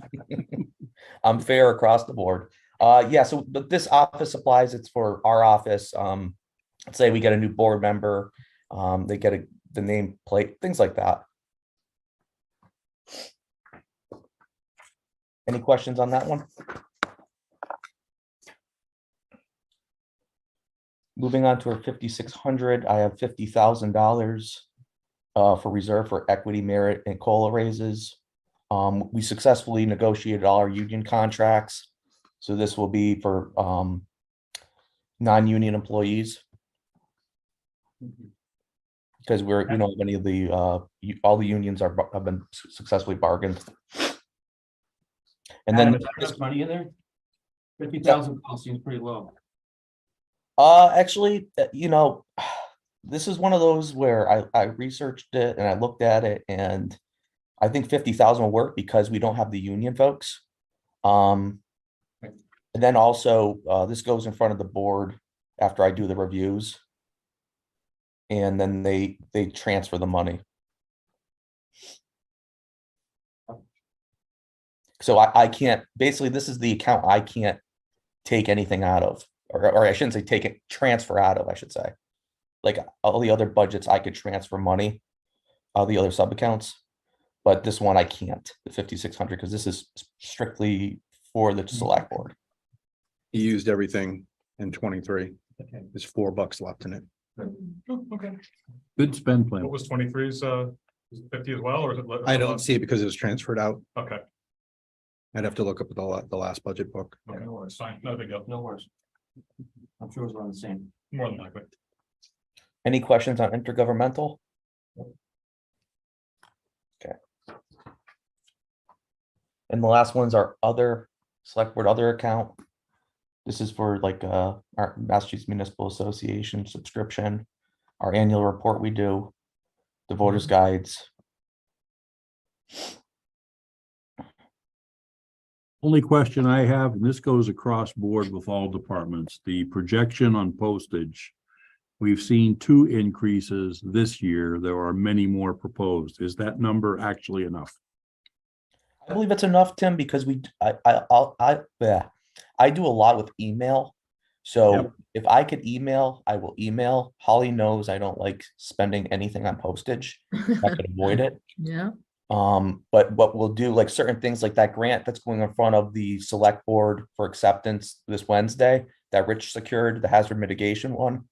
That one requires us to mail those documents, so I can't just email. There's some of the other ones where I could just get those off. So if I could email, I email. Yep, no, it's just a general question. I'm making sure we're anticipating more and more increases because that seems to be the USPS mode of operation right now. Absolutely. Yeah, and I know And there's some things that we have to send certified mail to, right, Holly? So you have to, Yeah, we only do certified mail when we absolutely have to mail, but also a lot of the other departments, with the recent hike, we're aware of it, so I Yep. hope they all got that in there.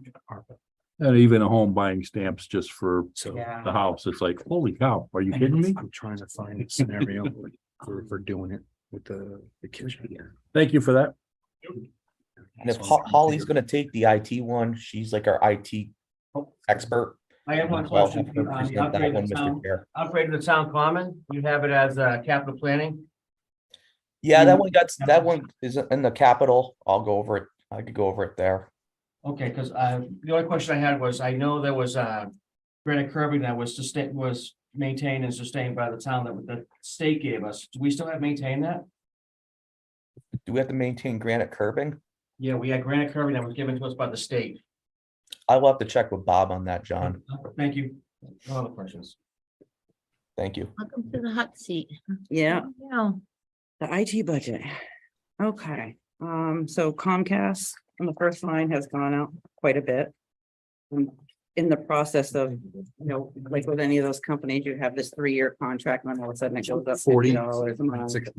I'm in the process of negotiating with them, but it's probably gonna be about the same cost for that. The next line is the email that town employees use with the productivity package. That went up significantly this year already. And that's gonna kind of stretch our tech budget for this year, but this is good for next year. What are you talking about? The Microsoft Where- email with productivity Oh. package. The Ah, second line. Mhm. Wow. And then the third line is the emails only that we have for part-time firefighters and employees that don't need to be sitting at a desk and download this Microsoft Office software. Website annual fee kind of creeps up 100 or 2 every year, but that's actually very little for what we get out of that website.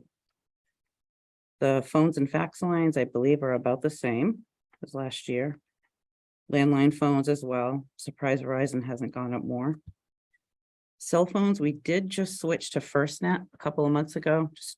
I wasn't sure if I let the board know. We had Verizon and we had FirstNet come in and give us a proposal, and Chief Dickey is using them as well, and he gave them a glowing recommendation. It's a little less per month, but we also get excellent service. They'll get service just like police and fire would. Bring your own device. No, they sell us phones for 99 cents each. Okay. And so they all got iPhone 12s. And we are going to be switching, I'm sure community services will address this too, but they're switching the van drivers' phones over to FirstNet. I'm setting them up with that account. So it'll be a little bit more, but they'll get better service and they'll have the availability to text when they're not driving with the office as well. Domain name, got to pay that every year. Keep that .gov. Copiers and printers, we're on the contract for that. So that's about the same. Copier paper, that's pretty much on target. And we provide that for the whole town hall building.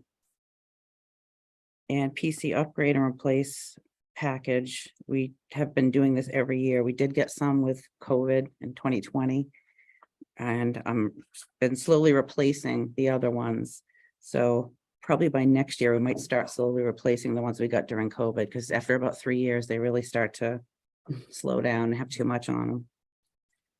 Conversion to workable docs, that's the magic PDF software that myself and Jackie have, so we can do a lot of things easier in the office and better product. Wiring, I usually get a question on this every year. It's in addition to the entree additional services, they might need to come in and rewire from room to room or buy new cables, that kind of thing. We don't always use it, but we do need to have that in there. Managed services, we're on the contract for that. And the cloud storage is also on the contract with Entree. Paychex payroll, we had talked with Kelly and Paychex and found out they offered this additional HR module. And I got a quote and negotiated with the guy. We're doing a few months at a couple $1,000. It's going to cost us total to get the whole thing implemented. And then with the new year, it'll only be, I think it's 100 extra per month. What it will do is give us better advertising and easier advertising. I can go on, advertise something all through there and say I have DPW, they're hiring. I can send the link to Bob to go in and look at all the advertising for that. So it's going to be easier with hiring. And when people do get hired, we'll have everything in Paychex. So I'll set them up with Paychex. They'll log on, they'll do all their pre-hire forms on there. They don't have to come in. It's going to make that a lot easier. And the employees will have a better experience too, because they'll have everything right there on their module. So that plays right into an MMA conference that I've sat through this week on reshaping your hiring process and how you advertise. There are really some interesting ideas how to leverage the technology platforms. yeah, So they this- had that. This is interesting to see that Paychex already has such a piece ready to go. Right. Yeah, I was excited to find out. We talked with Oracle. Oracle is getting into municipal software. They've got, I think they said 4 or 5 in Massachusetts right now. So trusted name in data solutions. They've been pretty persistent on email. I'll like to share with you some of their product sheets. The thing that was catching my interest probably more than some of the other vendors that we saw is because they're getting into the sector, they're trying to get a foothold in it, and therefore they've got some very aggressive pricing. So that may be something that we can reduce cost and increase service, but I'd like to send that to you. It's basically just what we gleaned from, well, I mean, you were there as well. I don't know if you stopped by their booth or. I didn't, but with this one, because we're already a client of theirs, Mhm. they had this $3,000 implementation Oh, fee and then okay. $1,000, they waived all of that. Okay, And they're just doing it for a monthly, the monthly fee is this HR specialist that would normally, you'd pay 80,000 a year for an HR Yeah. specialist. I'm working with her to get everything, figure out how to use the system, get everything uploaded. okay, They're gonna update our handbook and at some point they'll do all those updates with a draft and I'll have to bring it to the board like our personnel it. policy. So they're doing a lot and, Okay. and they gave us a really good rate. So. Monthly tablet fee, that is for our clocking in. We have those at several of our buildings.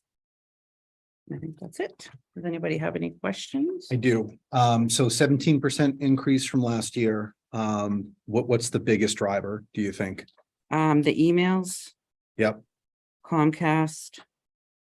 But also we moved, if I can, Holly, for a second, Yep. jump in here, Mhm. Mr. Chair. Mr. Chair, yeah.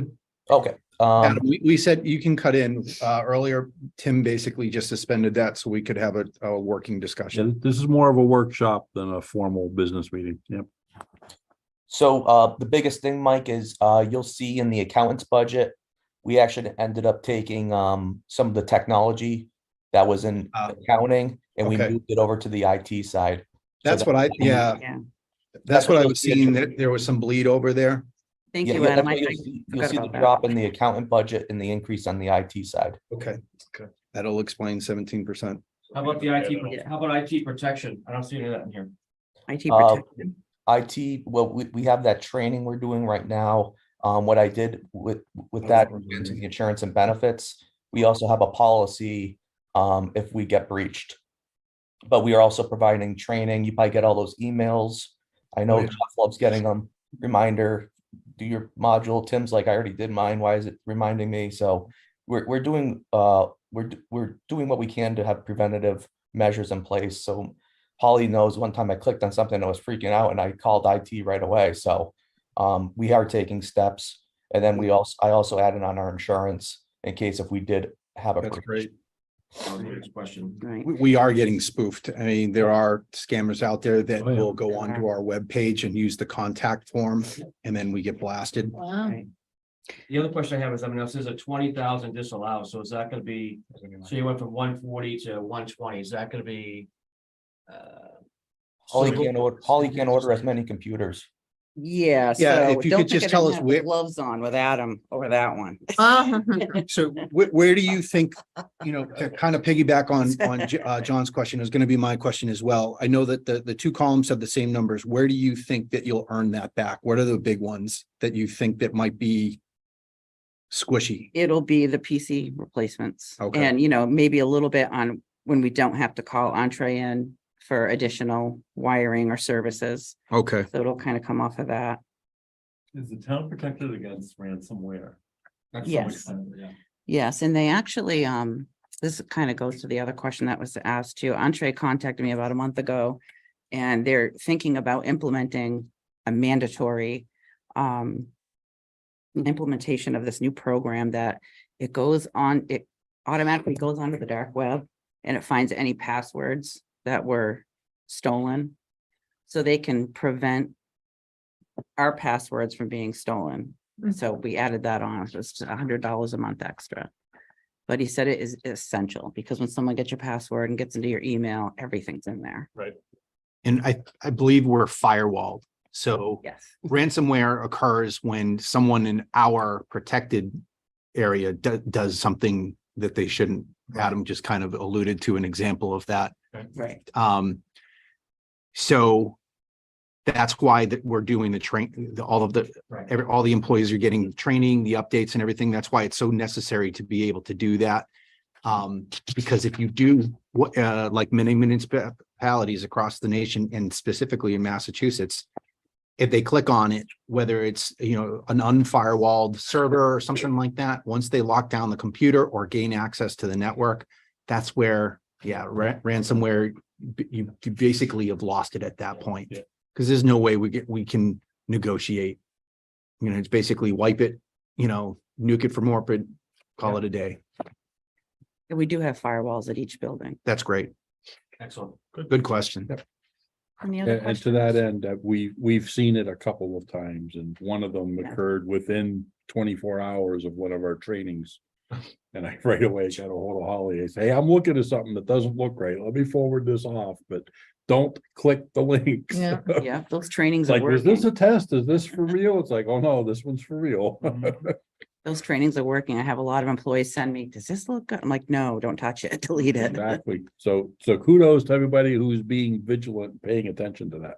Yeah, and that state training is helping. It is. It is, even in personal life, when you Yeah. think about it. Yeah, Totally. it does. Anyone else? Question?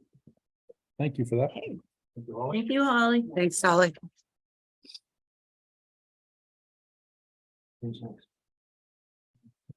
We're still on Adam. Back to employee support, I think was next, page 14.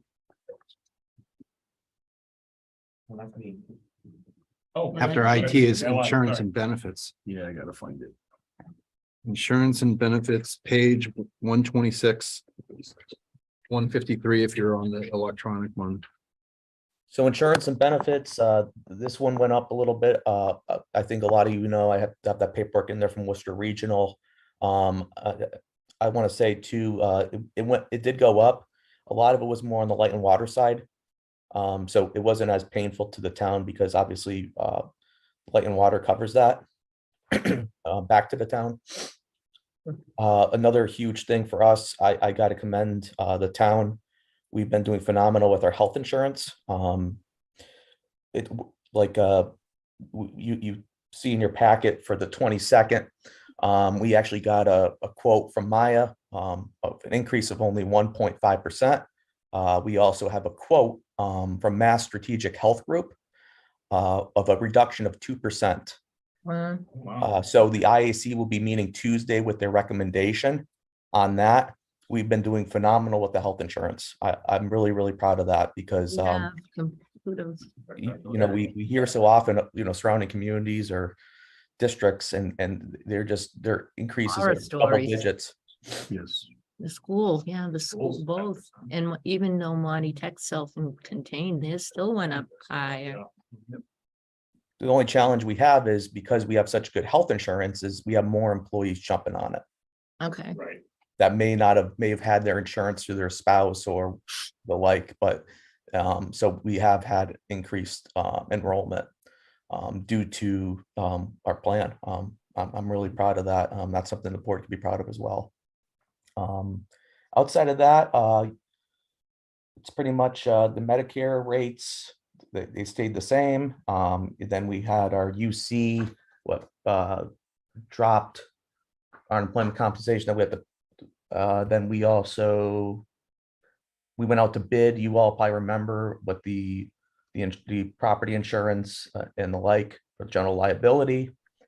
So we've really done a pretty good job at keeping our insurance and benefits account and where it didn't significantly go up. It's only 4.1 over last year Correct. overall.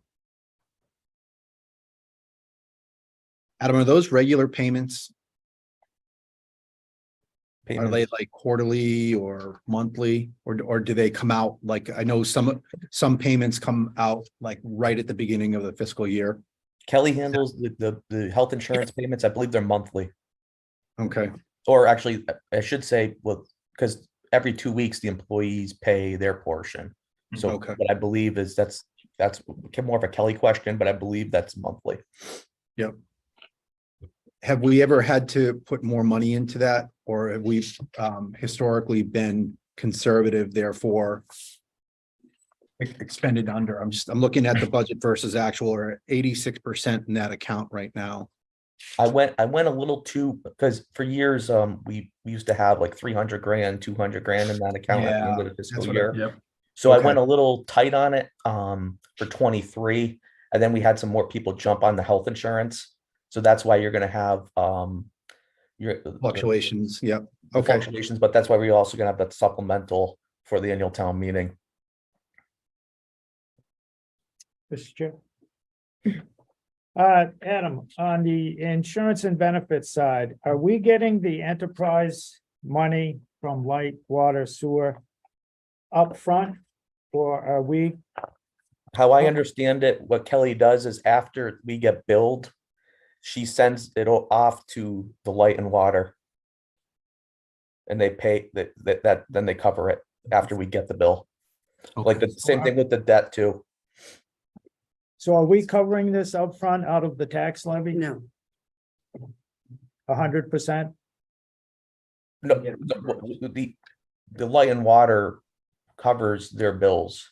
So yes, the town covers it, but then it comes back to us. It comes in, that's why you see the reimbursements on the reimbursement page in your budget book. Because if you look at the end of the years, the light, water and sewer is classified as revenue. And I have not been able to find if we track where, like if we have a spreadsheet that shows where the free cash comes from.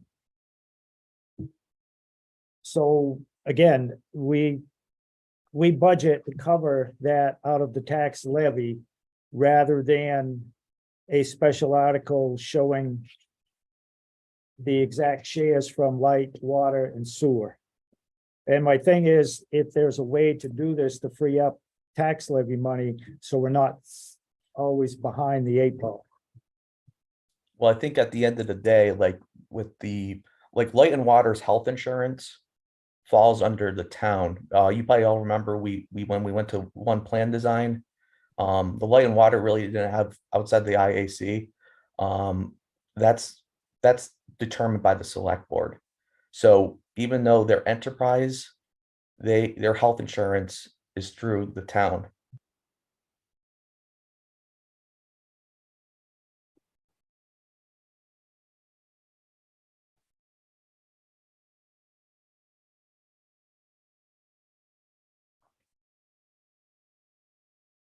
I will follow that up at another meeting because it's the direct cost of the enterprise funds. So basically any expenses that are incurred by the town get covered by those enterprise funds.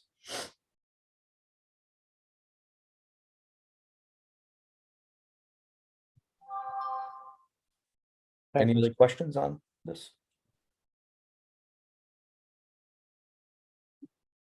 Seeing none, we can move. Are we going over the Worcester County retirement? Because I had a question about that. It's a general question. Did you hear that? And we're gonna look at Worcester County retirement. It's a general question. Worcester Regional? Yes. Yep, they send us the bill and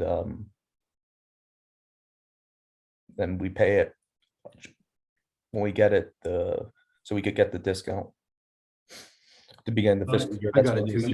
Jackie. I understand that, and I know the fixed costs that we have literally no say over it. I get that. But in looking at the actuary report, the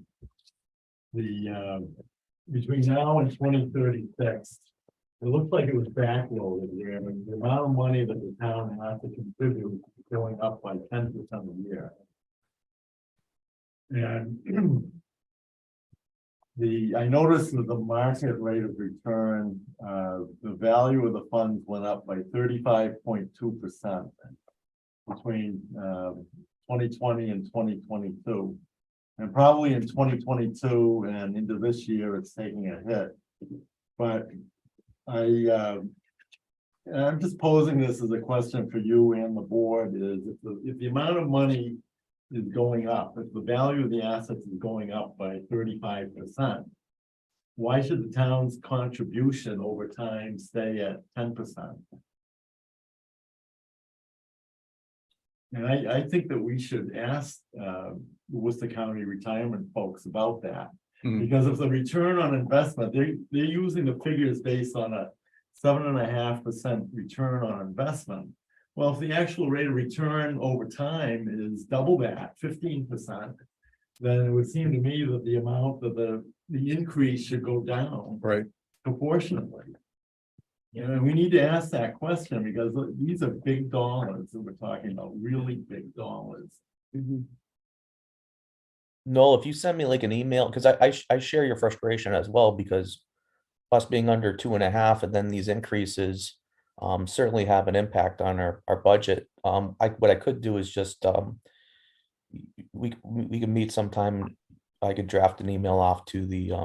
to Yeah, Worcester you understand what I'm I asking? get, could I give you a metaphor? So like, Harvard, Harvard University has a gigantic endowment, right? Right. Earns money every single year. Yeah. But yet The the tuition. stays- the tuition also goes up. You would wonder why, if their endowment is so large, like you were saying with Worcester Accountant, your assets you're increasing.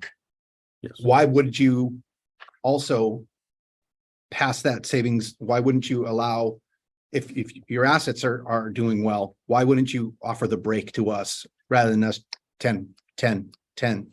Yeah. Is That's that exactly the okay? question. Yeah. Yep. Exactly the question. Okay? Thanks, Adam. You're welcome.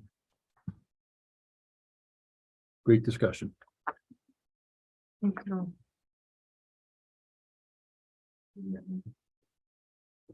Sure, like a Goodfellas type moment walking into their lobby. You want to talk to the assets guy. Exactly, exactly. All right, everybody needs a pinstripe suit and a fedora. Right. Okay.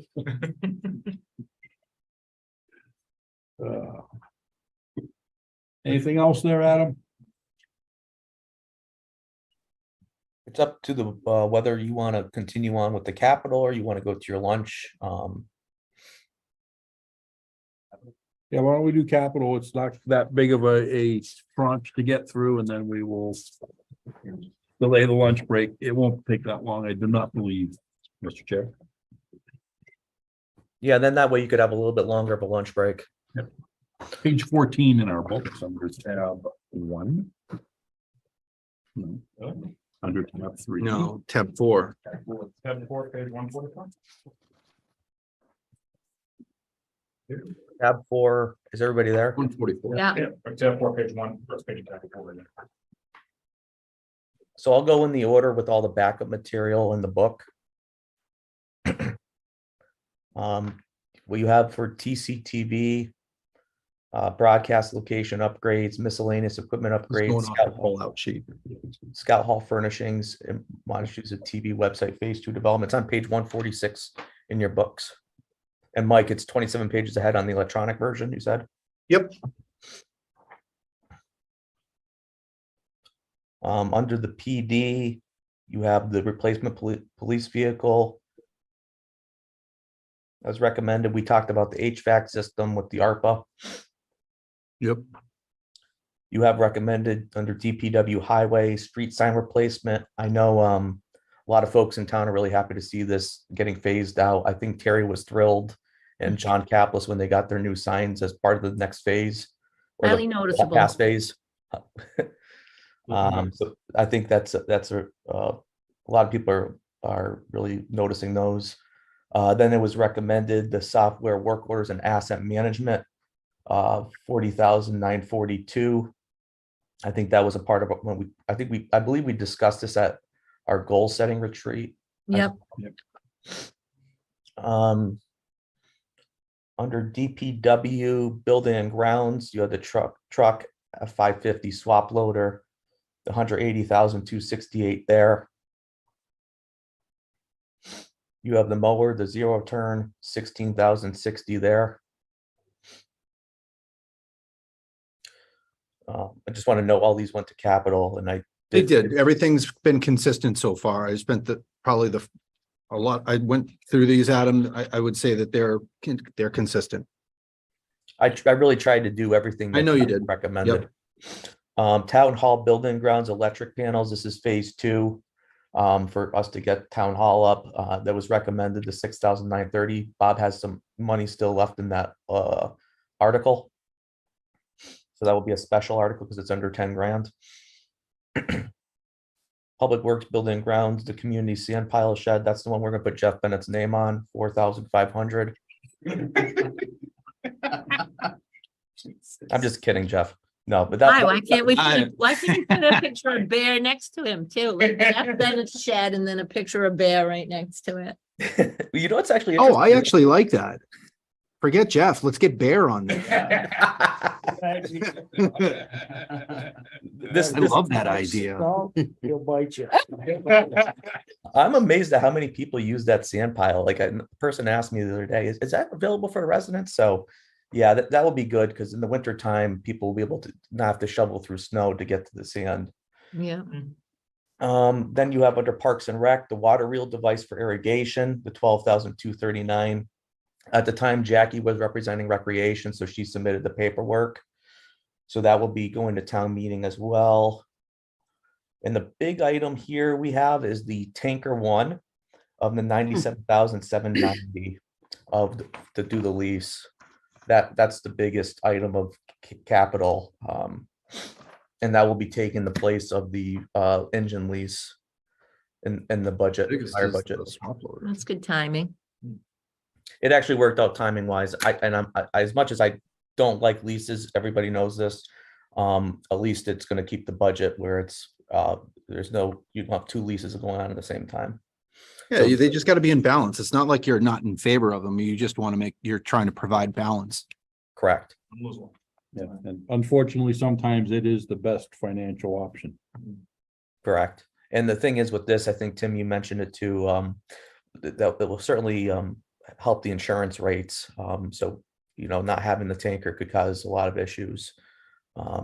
So that will be an article for town meeting as well. So the first year come out of free cash and then it'll be absorbed within the fire's budget. Any questions for capital? They did a great job. You guys worked well together. Yeah, I think it's great. We'll have, we'll have other recommendations. There's some flexibility that that the select board can take care of. We can have a conversation offline with the town administrator for some of the other things that the capital recommended, but that's great. And Adam, for the windows, because they're on there, I know that we talked about green communities, whatever, but the balance on that is 21 grand, just FYI. I'm gonna reach out to Green Communities and see if we could get that covered. Roger that. That was I think that was the idea of the capital committee too. Yep, it was. So, and then also I do want to note too, we're going to be working with Light and Water. Hopefully we could come up with some type of lease where they'll cover a capital item for fire. We'll see how that goes. Some arm twisting. So we'll be working with see if we could get some more capital. They've been pretty good with, I think they covered all those SCBA capital for the last 2-3 years or so. So a lot of good things happening. That's all I got for capital. Thank you for that. Thank you. Excellent. Thanks, Adam. I actually put that up ahead of the time schedule just a little bit, which is good. But as we said, we were going to push our lunch, so at this point, anybody has a disagreement, please, but I think it's time we convene for lunch.